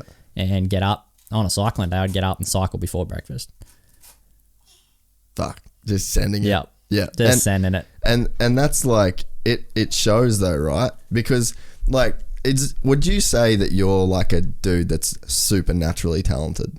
Because I remember like, especially like you said, the first national you did, you got 16th for a junior Aussie. Yeah, like I was alright. I just feel like I couldn't tap into my talent until I got a little bit of coaching or a bit of help when I turned 16. And then it kind of all just come out at once. Yeah. So yeah, I think I've got some talent, but at the same time, I work for everything I've got. Like if you ask me how I do something, I'll tell you. It's not like I've got no idea. Yeah. Everything I do is for a reason. Like if you ask me about one little position of my body on the bike, I'll know why I'm doing it. Yeah. But you look at let's look at a dude like Dylan Long. Like that's talent.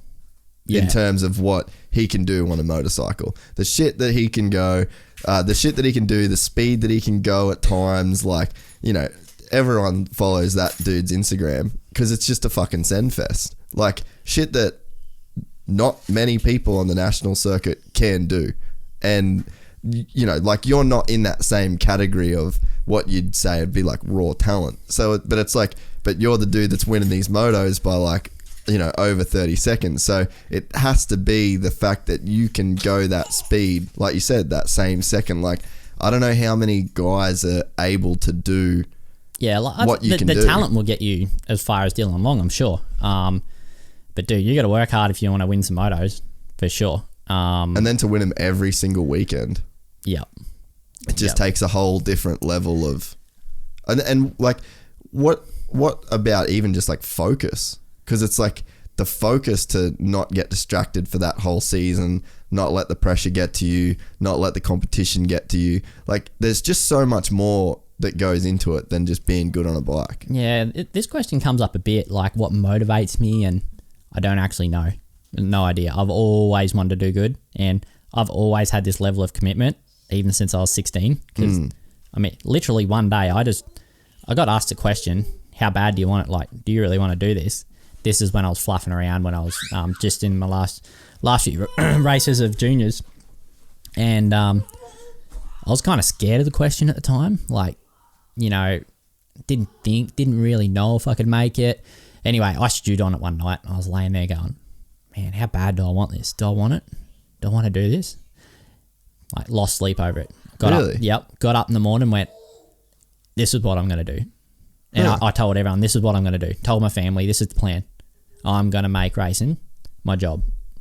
And I'm going to do everything I can. So since that day I was 16, I've done everything I possibly could to be the best I could be.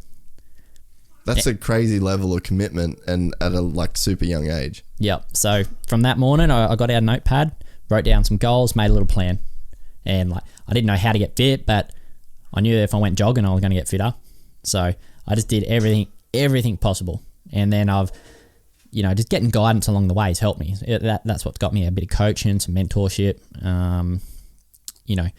Met another, got to another level when I met Guy, with my fitness, and you just meet people along the way, like adds to your toolbox kind of thing. Yeah, that's right. You just need to add some tools. So, what keeps me focused? I don't know. It's just what I want to do. Like, I want to win on the weekend, and actually there's no other option to, in my eyes. So I just do all the work I got to do. That's it. I don't fully know the story, but you lost your dad when you were young, eh? Yeah, when I was 11. So how, what was the deal there? Because in my mind, knowing the limited bit of the story that I do know, that's got to have a massive impact on your level of maturity, because to be 16 and make that call, and then I'm sure going through that whole process made you grow up super quick. What was the story there? Yeah, I actually started racing in 2001, and my dad was still around. We did that first season together. At the end of the year, he had an accident. And then from there on, that's probably why I didn't do much racing as a junior. There was a lot of tough years there where it was just, I've got two other siblings and it's just my mum. So we had... And you had the farm, right? We had the farm, we had a sawmill, we had a lot going on. We had to downscale to a smaller farm just so we could manage.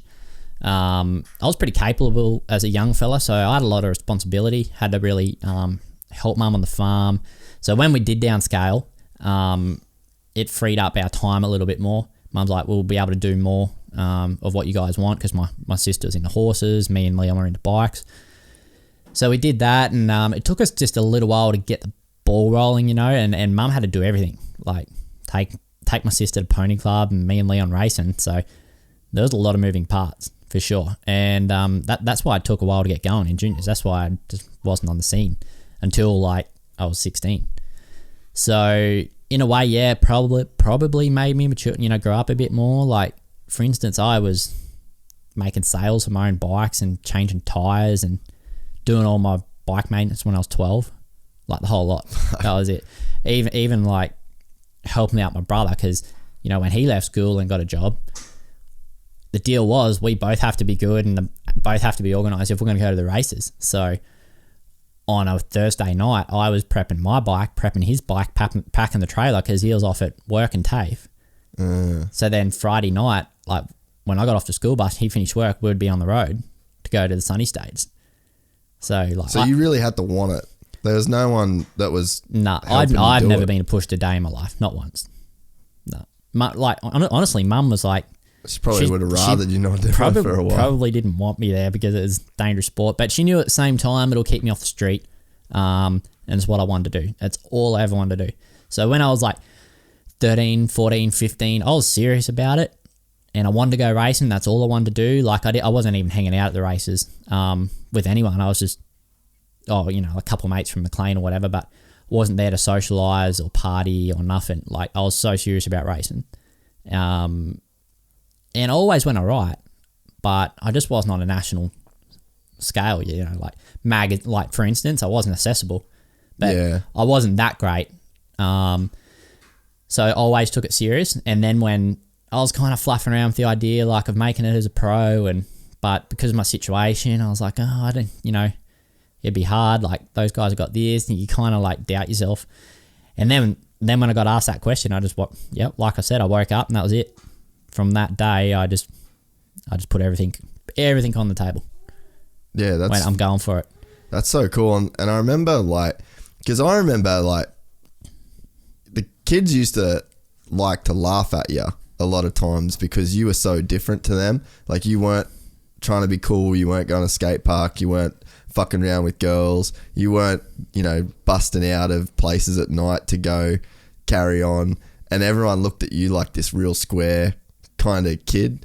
And I remember Todd saying to me, because we're all just kind of young and you'd be just hanging shit on people, and I remember Todd saying to me man, I'll never give Dean shit in my life because I know what he went through to run the farm and stuff like that. And it always stuck with me. I was like, fuck, like, I just always thought you were like this real square kid that just, you just didn't have any, like, you were just a boring person. But then when Todd said that, it put it into perspective, like, fuck, man, like, you want to be there. Like, Yeah, no, like, there's no, At the this races, isn't about when a the kids, scene. when they were hanging out, I was working on my bike and prepping the bike while others' dads were kind of doing it. And I don't know, I wasn't in the scene. I never was. I was from Kyogle. I had a couple mates from, like I said, McLean Club, North Coast, that I knew. And we used to camp together, but that was it. Like, I was just, I didn't want to be chasing girls around and this and that, because then mum would be like, oh, you're not taking it serious, why do I take you? Yeah. So it was always, it was really serious for me. And that carried on all the way through, well, probably through my career, but I took it even more serious when, I was 16, 17, 18, because I was trying to make it, but I didn't really, I hadn't established myself. Yeah.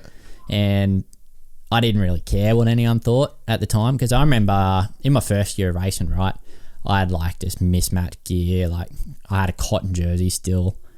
Rocked up at my first Southeast Queensland race, and I didn't have the backgrounds. I didn't have yellow backgrounds on my 80 with the number. Yeah. Because we didn't know. I just had like those bought little number. MCS numbers or whatever. MCS numbers on my bike and no background. And then just this old gear with holes in it. And I remember being at Warwick Sunny State, right, 01. I was on an 80. I was 10. And all these kids next to me with like all the gear, right, are just looking at me going, Phew, Look at this dickhead. look at this knob, right? And I was in C grade. And man, that day I just won by so far. Yeah. And after that, I was like, oh, it doesn't matter, because I was so intimidated by all these kids with all this, fancy numbers and pipes and gold wheels. And I was looking beside me going, I don't belong here. But where else do I go? I'm in C grade. Yeah. So I did a couple races in C grade that year, and then Dad's like, let's just go straight to A. Yeah. So from that day, I didn't care about how I looked, because that's what I had, and I was pumped that I was going racing. That's fucking cool. We had no, none of the fancy shit, but man, I was racing. That was it. That was cool. And actually, that 80, that very YZ80 that I'm talking about, I found that 2 years ago, because, like I said, I made the sale of that bike a couple of years after my dad had passed away, and I remember who I sold it to. And then through Facebook, I found it, and it was only like 50k down the road. Really? Yeah, to collect and dust in a barn. And when he said, yeah, I've got a YZ80 down the barn, I went with a pocket full of cash and bought it on the spot. That's sick. Yeah, and I've restored it. It's at home now, like restored. Really? Like, yeah, brand new, like better than it ever was. That's fucking cool, man. Yeah, so that bike's really special for me. It was my first race bike. Was your dad super into racing? Like, was he into it when you guys were racing? Yeah, he was into it, but he wasn't your typical mini bike dad. Like, that was our first year of racing. He didn't know anything, right? Yeah, so right. he would make friends, and he'd ask like, oh, what do we do? So he'd get me some race fuel, and then someone else would say, oh, you need to hot up the engine, like get it put in polish. So he'd go and do that. And then like someone's like, all right, you need to get some new tyres. So he'd get me new tyres. Like, he didn't know. We were just all learning as we're going. Yeah.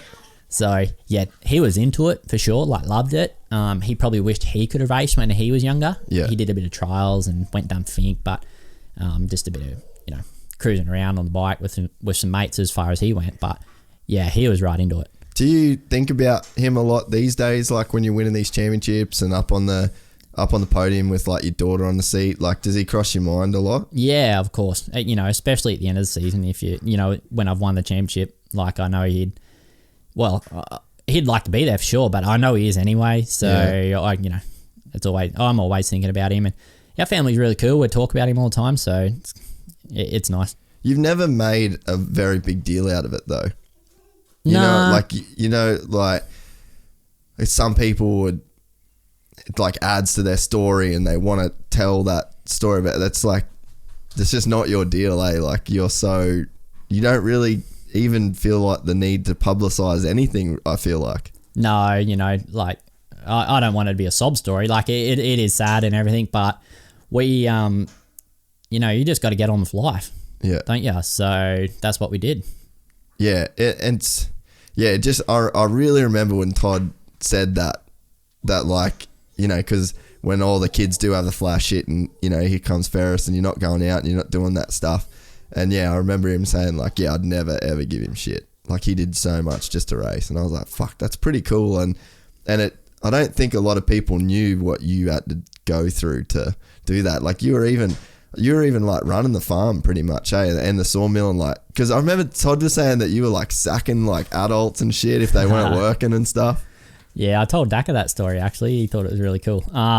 Yeah, I wasn't running it obviously. I was only 10, 11. But you owned it, right? Yeah, we owned the sawmill. We had like 10 employees. I had, a lot to do with it. Not logistics and stuff. I was probably too young for that. But I was up there every day working. And what work would you do there? Oh, stacking or driving the loaders, bringing in logs, taking out timber, loading the trucks, driving the trucks down the road. You wouldn't believe it, man, but yeah, we used to get up to all sorts of shit up there on the farm. Yeah, I bet. Yeah, and mate, driving dozers, driving tractors, because we had a pretty big farm as well, 1,600 acres. Yeah. And we were growing crops. Dad would leave me up there just working all day long, ploughing paddocks, and I'd ride home in the dark, like a couple of K home, and meet up at the dinner table. He'd be like, how'd it go today? And I was like 9 years old. Fuck, that's driving a 140 horsepower tractor. Mate, it's like I grew up in the 50s when like responsibility was just, you're just given so much responsibility. Yeah. That's how it was. I was driving like, like I said, trucks and dozers, and all our equipment had no brakes, and we lived in hills, and we just got by. But there was some pretty big consequences. Like if you fucked up on the farm, like you're in big trouble. In what way? Like, because you're given so much responsibility, when you mess up, like, your dad or your mum's going to rev the shit out of you because they know how dangerous or how bad the situation could have been. Yeah. So they want you to learn really fast. So I had to learn super fast. Like in the mill, there's spinning saws and just logs and stuff going everywhere. And since, I could walk, I've been up there in that situation. So definitely had a different childhood to, well, probably any other motocrosser. Yeah. Growing up in farms, sawmills, trucks and stuff. But yeah. But it's got to be a big part of why you're Dean Ferris now. Yeah, I'm sure it has. Because it's just a work ethic, man. And like, yeah, just even being up there, like seeing how hard you worked on the video shoot. And I had a lot of chores, like when I was 8 years old, probably around 7 or 8. It's like, all right, you want to ride bikes, you got to clean the mill. That's your job. It's like, all right, well, that was a lot of work. That was a lot of heavy work, cleaning the mills, like just shit everywhere, bark all the time. I had to drive the loader in, clean it up. My cousins would come riding every weekend. The mill had to be clean first. Yeah, right. So like Saturday morning, 4 a.m, I'd ride my bike up the road in the dark, turn the lights on in the mill, clean the mill so I could go riding when the boys woke up when they were camping. So you'd already done all the work just so that you guys could ride? Yep. Unless I'd persuaded Dad that I'll do a little bit in the afternoon as well. But that was how it was, man. I'd be up there in the dark. Sometimes I'd have a mate with me, like from school, and I'd drag him up there and he'd be like, this is fucking crazy. Like, I don't have any chores. Yeah. I'm like, man, on the farm you do. So we just got to do it because otherwise we don't get to go riding today.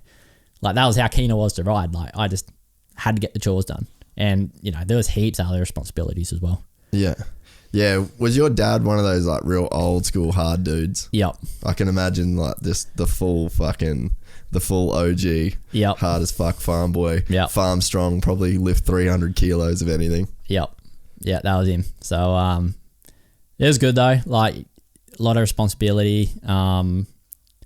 But it was cool. Like at the time I thought, this isn't fair. All my friends don't have to do anything. But it's funny though. Now when I you also get older, had more than my friends did. Like I'd get a bike, so I could kind of see like, this is cool. Like I get to ride, and we had the farm. You had tracks. I had tracks. So I didn't take it for granted. I kind of knew from an early age, like I've got this pretty good. Like because all my best mates want bikes, but they can't have them. So. Or they can't afford them or whatever it was. And like, we didn't have much money and I had shit bikes, but at least I could go riding. And the cool thing was actually we had unlimited supply of petrol. We had a petrol shed. So we had like, 1,000 litre tank for petrol just for chainsaws and stuff like that. So every day I just top up the 80, mix up the oil, go ride till it ran out of fuel it up again all day, every day. That's what I used to do. Really? Yep. Fuck, that's got to play a big part into your fitness now too, right? Yeah, probably. Yeah, I don't know, maybe. I guess just bike time, like, because they say it takes 10,000 hours to be like an expert at something. Like, you probably had 10,000 hours on a bike before. I would have learnt heaps of skills as well, because I was the youngest in my generation as well. All my cousins were coming riding, and they were like growing up, like, on 400s and 426s, 450s, and I was on an 80. Like, felt like I was on an 80 forever, because I got on an 80 when I was 8, right? Oh, okay. Before that, I went from like KTM 50 to a dad's like, I'm getting you a YZ80. It's time. So I had a YZ80 and it rode it till I was like 80s until I was like 14. But I had to keep up. Like, we were like out trail riding. And stuff, yeah. On like log roads, so like really fast, straight stuff. And I had to keep up. So, and often it was quite wet that time, like in late 90s, real wet. So got a lot of mud riding in. And that's probably where those skills come from, because like every day I was out riding, just riding in the mud. Whether it was raining or not. Yeah. What was it like then? Because how old were you when you went to Europe? 21. Was 21. that the biggest culture shock you've ever had? Nah, not really, because my mum's from Sweden, actually. Oh, really? And I'd done a couple of holiday trips when I was a bit younger. Ah, so you'd seen outside of Kyogle. I'd seen it, yeah. And I kind of knew what I was in for. But I wouldn't say it was a culture shock, but man, I was pumped to be there for sure. Like, just traveling Europe, different cultures in every country. It was actually really cool. In 2012, was my first year there. It was a really memorable year. Yeah, because Todd has super fond memories of that European experience as well. Yeah, and because it's so different, and it so seems like different, man. Like, we can't even explain it. Everything you do is different. Everything from where you eat, how you sit, what you do, like when you get up, what you see, what time you eat. Everything, man. Like language, culture, everyone's persona, just everything. Dicks out in the sauna. Yep. Yeah, the Finnish dudes. Yep, dicks out in the sauna. Fucking love it, eh? When we were in Thailand, I had a guy from Finland. I stayed with him for a couple of days, and then he's like, "Okay, bro, I'm going for a shower now." And I was like, "Yeah, man, do your thing." And I'm like sitting there, like looking on my laptop, and I had some video up or something, and he just comes next to me, fucking stands there, arm on the table. "What you looking at, man? That looks very cool." And his just cock is just right there. Oh, and mate. like, I'm just lucky that I know that Euros fucking love that shit. Yeah, they don't care. Man, my first year when I rode for Ice One, that's a Finnish team, and they just... Freaky motherfuckers. Yeah, but they just love their saunas, right? Oh. So we're in Spain, but they had a portable sauna, and the boys were like, "Yeah, let's go for a sauna." So I was like, "Yeah, that'd be sick." And then I was like, "Dude, what do you wear?" I was jumping in there first. So I was like, "What do you wear? Like just your jocks or your boardies?" And they're like, "Man, we don't wear anything in a sauna. You don't wear anything at sauna." I was like, "Whatever." So I just went in my jocks in the sauna, and then all the lads come in. You're the only fucking frigid bitch there with I'm the only fucking guy there with my shorts on. I just felt like a knob. I had my shorts on. So next day, got the gear off, in there for the lads. That's how they do it. One of the boys. One of the boys, yep. Cocks out with the boys. Except I didn't have a beer. They were drinking beers. Oh, dude. I remember like when Roxon first moved over to the States, we had like this hot tub on the, like, you know where we lived in Murrieta, right? Yep. Like up on the hill. And you could like see over. We had like the 6 set up every afternoon or every night. We'd have like beers in the hot tub.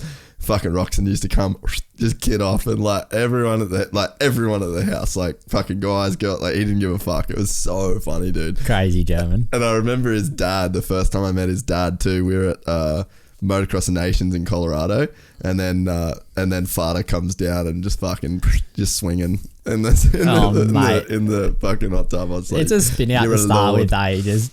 They just don't give a fuck. Nah, they don't care. That's how most of Europe is, really. They don't care. Yeah, Europe doesn't give a fuck. Nah. It's sick. But yeah, old Todd, like, he talks about Europe all the time. And I guess that's why he just jumped at the chance to go back there this year. Like, yeah, for sure. It looks like he has a good time over there. Like him and Jill. I've been following Jill, and man, they've been going to some cool places. I'm going to have to get some notes off them next time I go to Europe, or at least go for a holiday.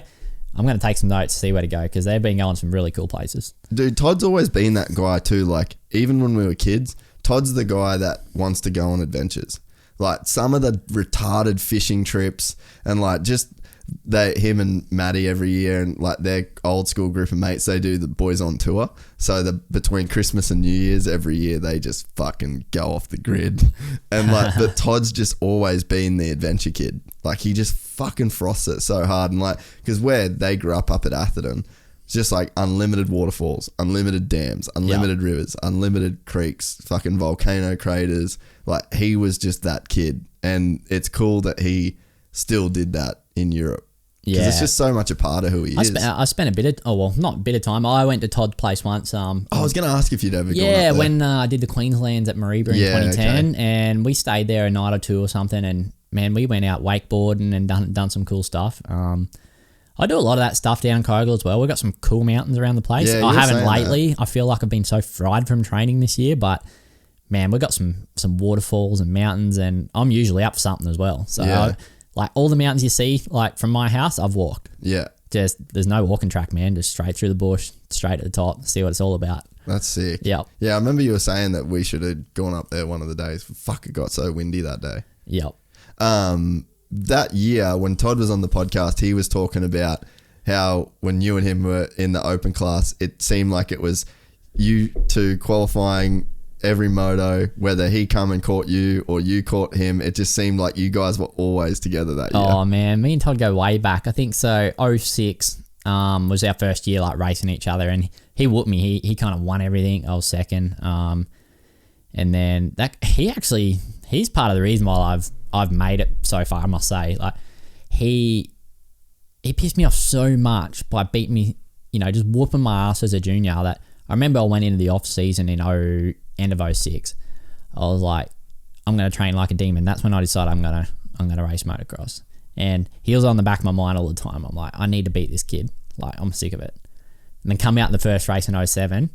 I remember in the first moto at Sunny State in Coolum, I cartwheeled my brains out just trying to beat him. But the second moto, I beat him. And it was the first time I'd straight up beaten him. And since then, like, I believe like him and I just kept pushing each other to another level, because we went straight into pro lights, did good, and then into 450s, did good. And we just seemed like we were always there, always racing each other. Like literally everywhere we were on the track, he was there. Yeah. I was where I was, he was. So, and we carried that all the way to the Grand Prix, actually. Yeah. Yep. That's what he said. He was like, dude, I just I couldn't get away from him. Nah, it was ridiculous, man. And I did listen to his podcast, and 100%, he was 100% right. Like, what was that? There was that one moto he was talking about where like you guys just battled like the entire, like Lommel or something like that? Because I remember watching it too, because I think the TV kept going back to you guys, because you guys were passing people.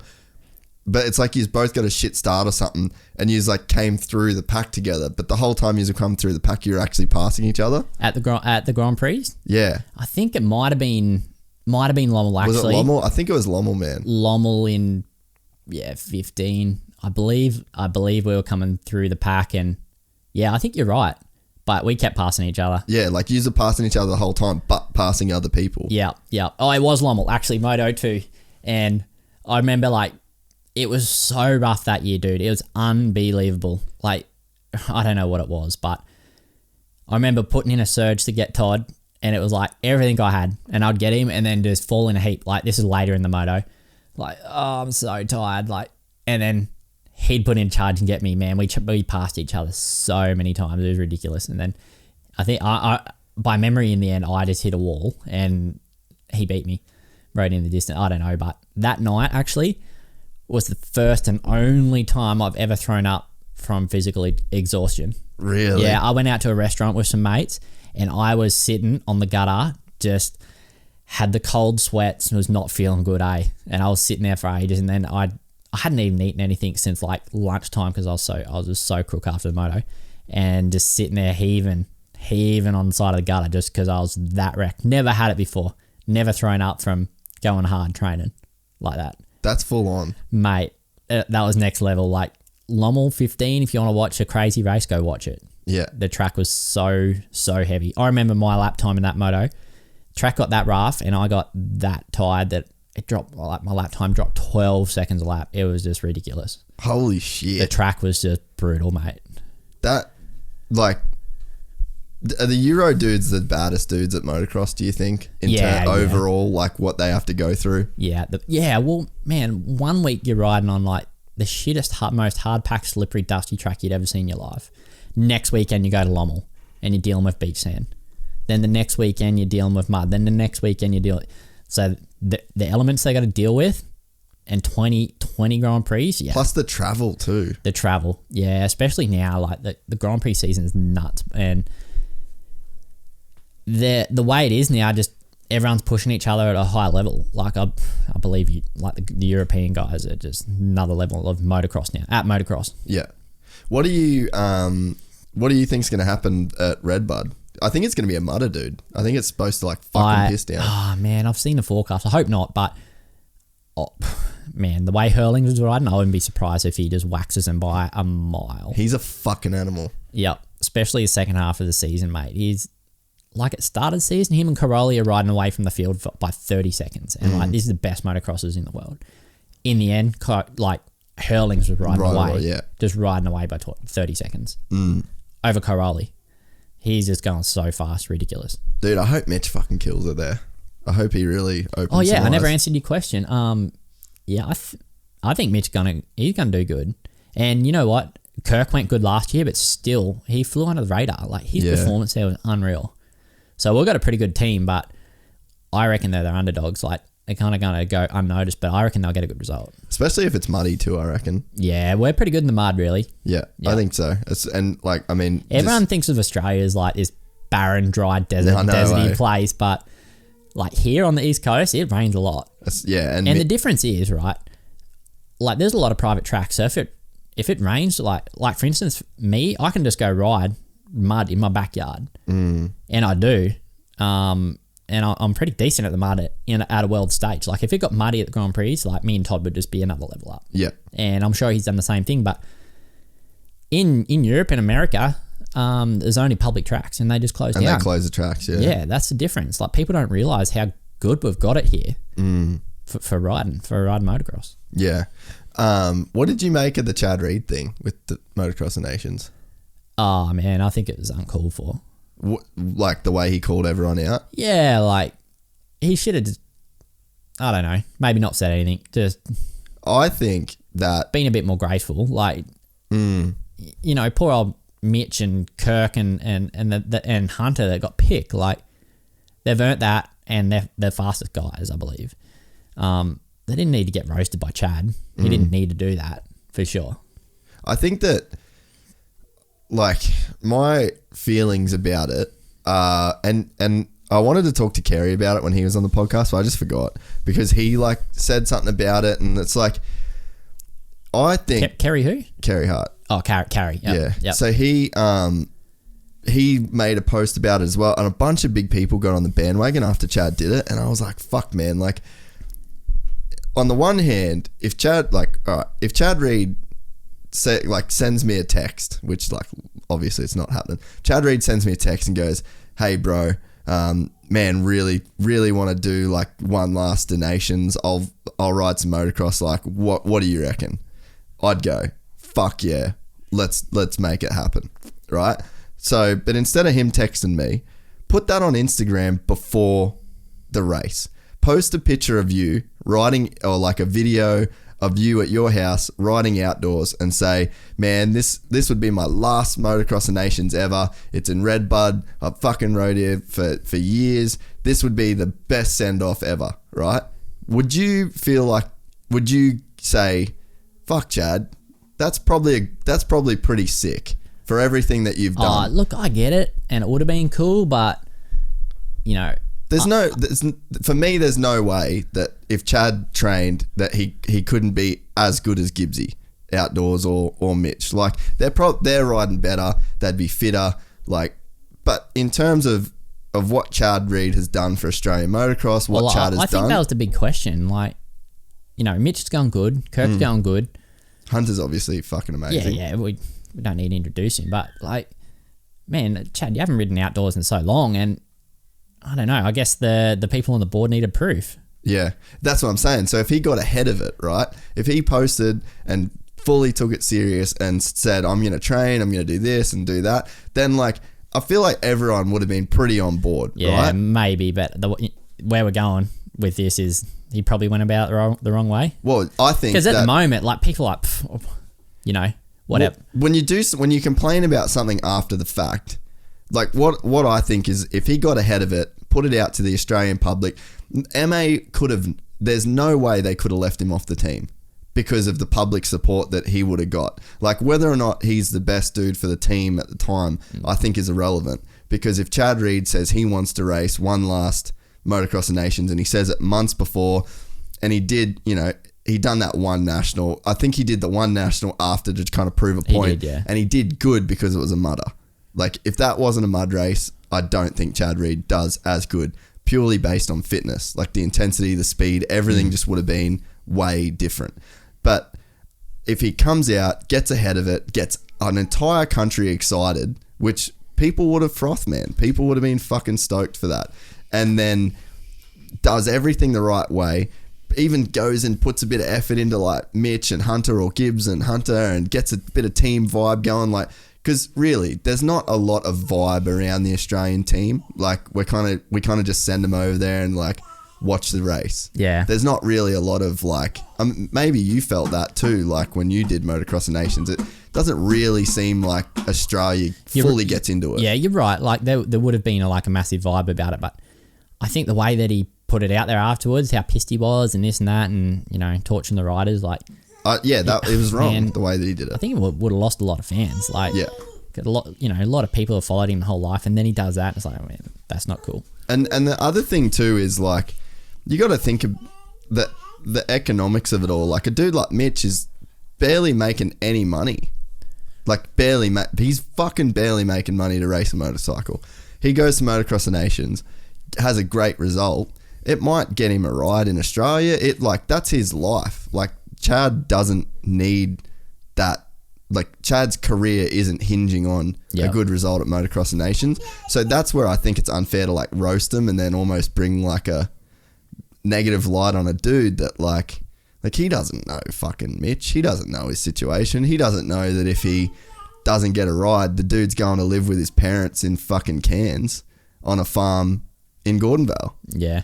There's so many layers to it, and I think it's very quick I wonder to just... you sometimes wonder what happened behind the scenes. What didn't we see? What didn't we hear? What was said, But that's where I reckon if he put it out to the public, didn't even say anything to MA, just did like this massive Instagram, had a video of him riding outdoors. MA, there's no way that they couldn't have picked him. They would have been so backed into a corner regardless of who was racing and who was doing well. Yeah, but MA, I don't know. They would have been asking questions like, well, he doesn't have a bike, so... But that's the thing too. He had the JGR bike. And also they might have been like, well, he's got 5-6 weeks, if that long.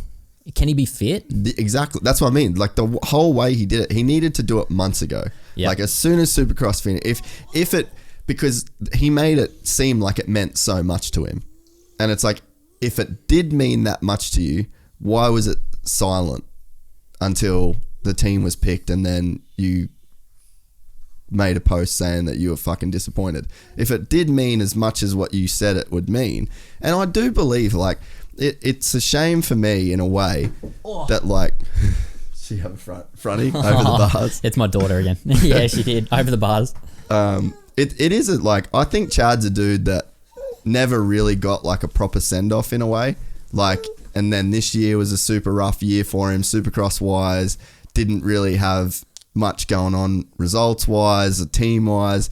So it's like, it is a shame for everything that he's done to not actually have like that real hero send off that he does deserve. Like the dude's a fucking hero. Yeah, but he's got Supercross to do his send off, which he'll do, of course, because he's racing next year and maybe for the next million years, if for all we know. But if next year is his last year, that'll be the send off in the Supercross, But yeah, he did want he publicly said that he wanted the send off to be at Motocross of Nations. So, but again, it's no point when it's I don't know. 5 weeks to go and MA doesn't know if you're riding. Yeah, I know that's right. Like MA might have had a different, look on it. They're like, no, we want to send the best team, especially in the economy we're in. Like we're out coaching, like me and GYPSY and even other people like Cloudy and that haven't been on the team the last couple of years. We're out there doing coaching sessions so we can raise money to go to Redbud. You know what I mean? So MA might have been like, no, these guys are putting the effort. We know they're fit. They're fast. They got bikes. They're going to put, they're ready to go. So they might have been thinking like, all right, well, we're going to be serious about it since, you know, all these guys have been serious about trying to help us get there. You know, a lot of other people are in motocross, you know, in the industry have been trying to raise money just to get there. So I don't know. There's definitely a lot to it, but I personally, and I would have been like, man, if Chad Reed come out after Vegas and said, all right, my next race is going to be Motocross of Nations. I'm not on the team yet. I'm going to do everything I can to get... I would have been pumping his tyres up for the whole thing. Like, because I haven't really been super excited about Motocross of Nations as an Australian. Like, it feels like it's really swept under the rug. It feels like there's not a lot that kind of goes in terms of build-up here. So it's like, it would have been cool. I would have been campaigning for it. Yeah. We kind of need something... Like, every other country, like... in Grand Prix, for instance, every country has their own riders over there. So, like, the French people are going to cheer for the French guys. Yeah. We're here in Australia in the MX Nationals, and you know, it's not that big. It's not like AMA that, you know, you get thousands of fans. They're all just cheering their country. Where here, it's like they're going to the Nationals, watch us go around. They're not really cheering for anyone because they don't have a countryman or anything. Yeah. You know what I mean? And I think that's why it's maybe not as followed as the other countries. Yeah. Or they're as passionate, you know, because, well, one, it doesn't come to Australia. Yeah. And I'm sure if it was, the Aussies would get behind it. But those guys at the Grand Prix or all those countries over there, they're exposed to that year in, year out. Yeah. Watching their guys go good at their home Grand Prix. And then the nations come around, they've still got that same vibe, and they get their guys pumped up. And you know, America, you know, they're as patriotic as it gets anyway. Oh, man. Anyway. So... Yeah, they don't need help getting fired up. Yeah. I think that's why Aussies are kind of like... you know, like in football here, it's massive because everyone's got a football team. And a state and a town. Yeah. We're like here... I'll just grab my daughter again. That's all good. Well, yeah, like here, no one really has a favourite rider. I actually tried to change it a couple of years ago and bring out some merchandise, like Ferris merchandise, try to... you know, get a few extra fans at the track, and if they had a Ferris shirt on, they might cheer for me. Yeah. So, I think it worked a little bit. Like, for instance, at Coolum with the crowd we had, like, I had a lot of people cheering for me and a lot of Ferris shirts there. Yeah. And I think it did change it, but not every rider there has their own merchandise, you know? Yeah. And riders need to, like, think about themselves as a brand more like in the way that you did too, you know. But there's probably like a lot of stuff you could do in terms of like, you know, even Fox making stuff for you and, you know, different brands getting behind it. But I wonder, I don't even know are you allowed to sell merch at the events? I think if you set it up through Kevy, you could. But for instance, there's like no money in merch anyway, especially at this level when there's you're not selling a lot of quantity. Not selling a lot. Like for instance, we bought, I don't know, $5,000-$6,000 worth, and we only just got our money back. Yeah. Because by the time you get it made, it was like, there's not much margin anyway. So we basically got our money back. We had a few leftovers this year at Coolum, so I just gave them away. Like a whole bunch of jumpers, and it was hot, but I convinced some kids to wear jumpers all day just to have number one plates on their back. But yeah, it's a whole lot of effort, little reward. You know what I mean? It's not like going to Supercross and you got 50,000 fans every weekend. You can really make a killing doing that kind of stuff, and it's worth the effort. Where here it was just, we just did it to do something different. Yeah. Righto, mate. Well, I don't know how long it's been, but it's fucking 6 o'clock. Holy. Time goes by quick when you're having fun, mate. Really, dude, I'm really, really glad that you come on. It's been a really interesting chat, man, and you're a guy like, I remember when I said to people, oh, Ferris is coming, they're like, oh, he doesn't talk much. But it's like, I think that... It's funny you say that. Like, I don't practice for many people, but when I do and someone comes down, like for instance, Richie Evans come down this year and he's like saying this about that guy and this guy, and have you heard this and that and that? And I'm like, dude, I don't hear anything over the hills here, because the only people that brings the news is like you if you come. You know what I mean? I'm like, so what do you hear about me? And he goes, man, you're actually a mystery to everyone. No one knows what you do down there. Yeah.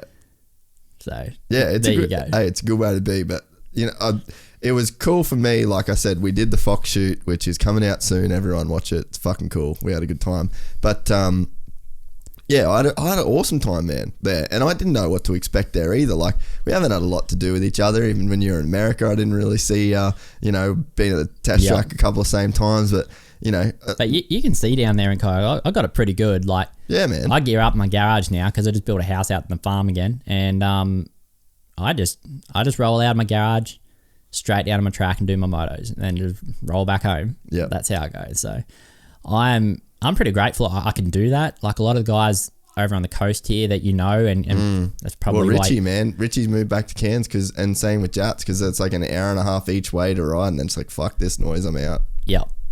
So I'm glad I don't have to do that. You know, got the farm, and I got heaps of people down there that I probably should thank while I'm on here. Yeah, like everyone in Kyogle I know and grew up with, and they've all built tracks, and sometimes just for me, just so I can go riding, and it's never a problem to go riding there. Like often I'll just go riding at someone's place and just send them a message that I was there, or just say good day when I get there.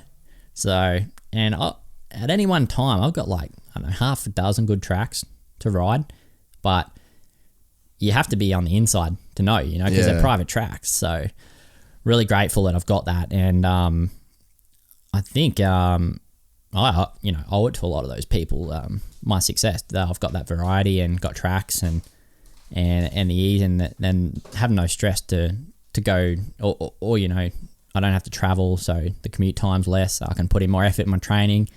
Anyway, Kyogle's a good place, and I'm glad you come down and you got to see it. I enjoyed it, dude. I had a really good couple of days there, and just hanging with Vic and you know, the whole sort of little crew. Mick was there as well. We had a good crew, and yeah, it was good. It was an eye-opening little trip because I mean, like we've known each other for so long, but just never really took that much time to kind of get to know you. I just kind of had one view of you as this kind of really closed dude that didn't say much, but you know, we had epic yarns out at Kyogle, and I knew after that you would be a really good guy to get on the podcast. So stoked you come on. We talked for longer than I thought we would. Yeah, so thanks for the invite, man. Nah, appreciate it, mate, and good luck in the States. I'll be getting up at 3 and watching you. Thank you. See you, mate. Cheers, bro. That was sick.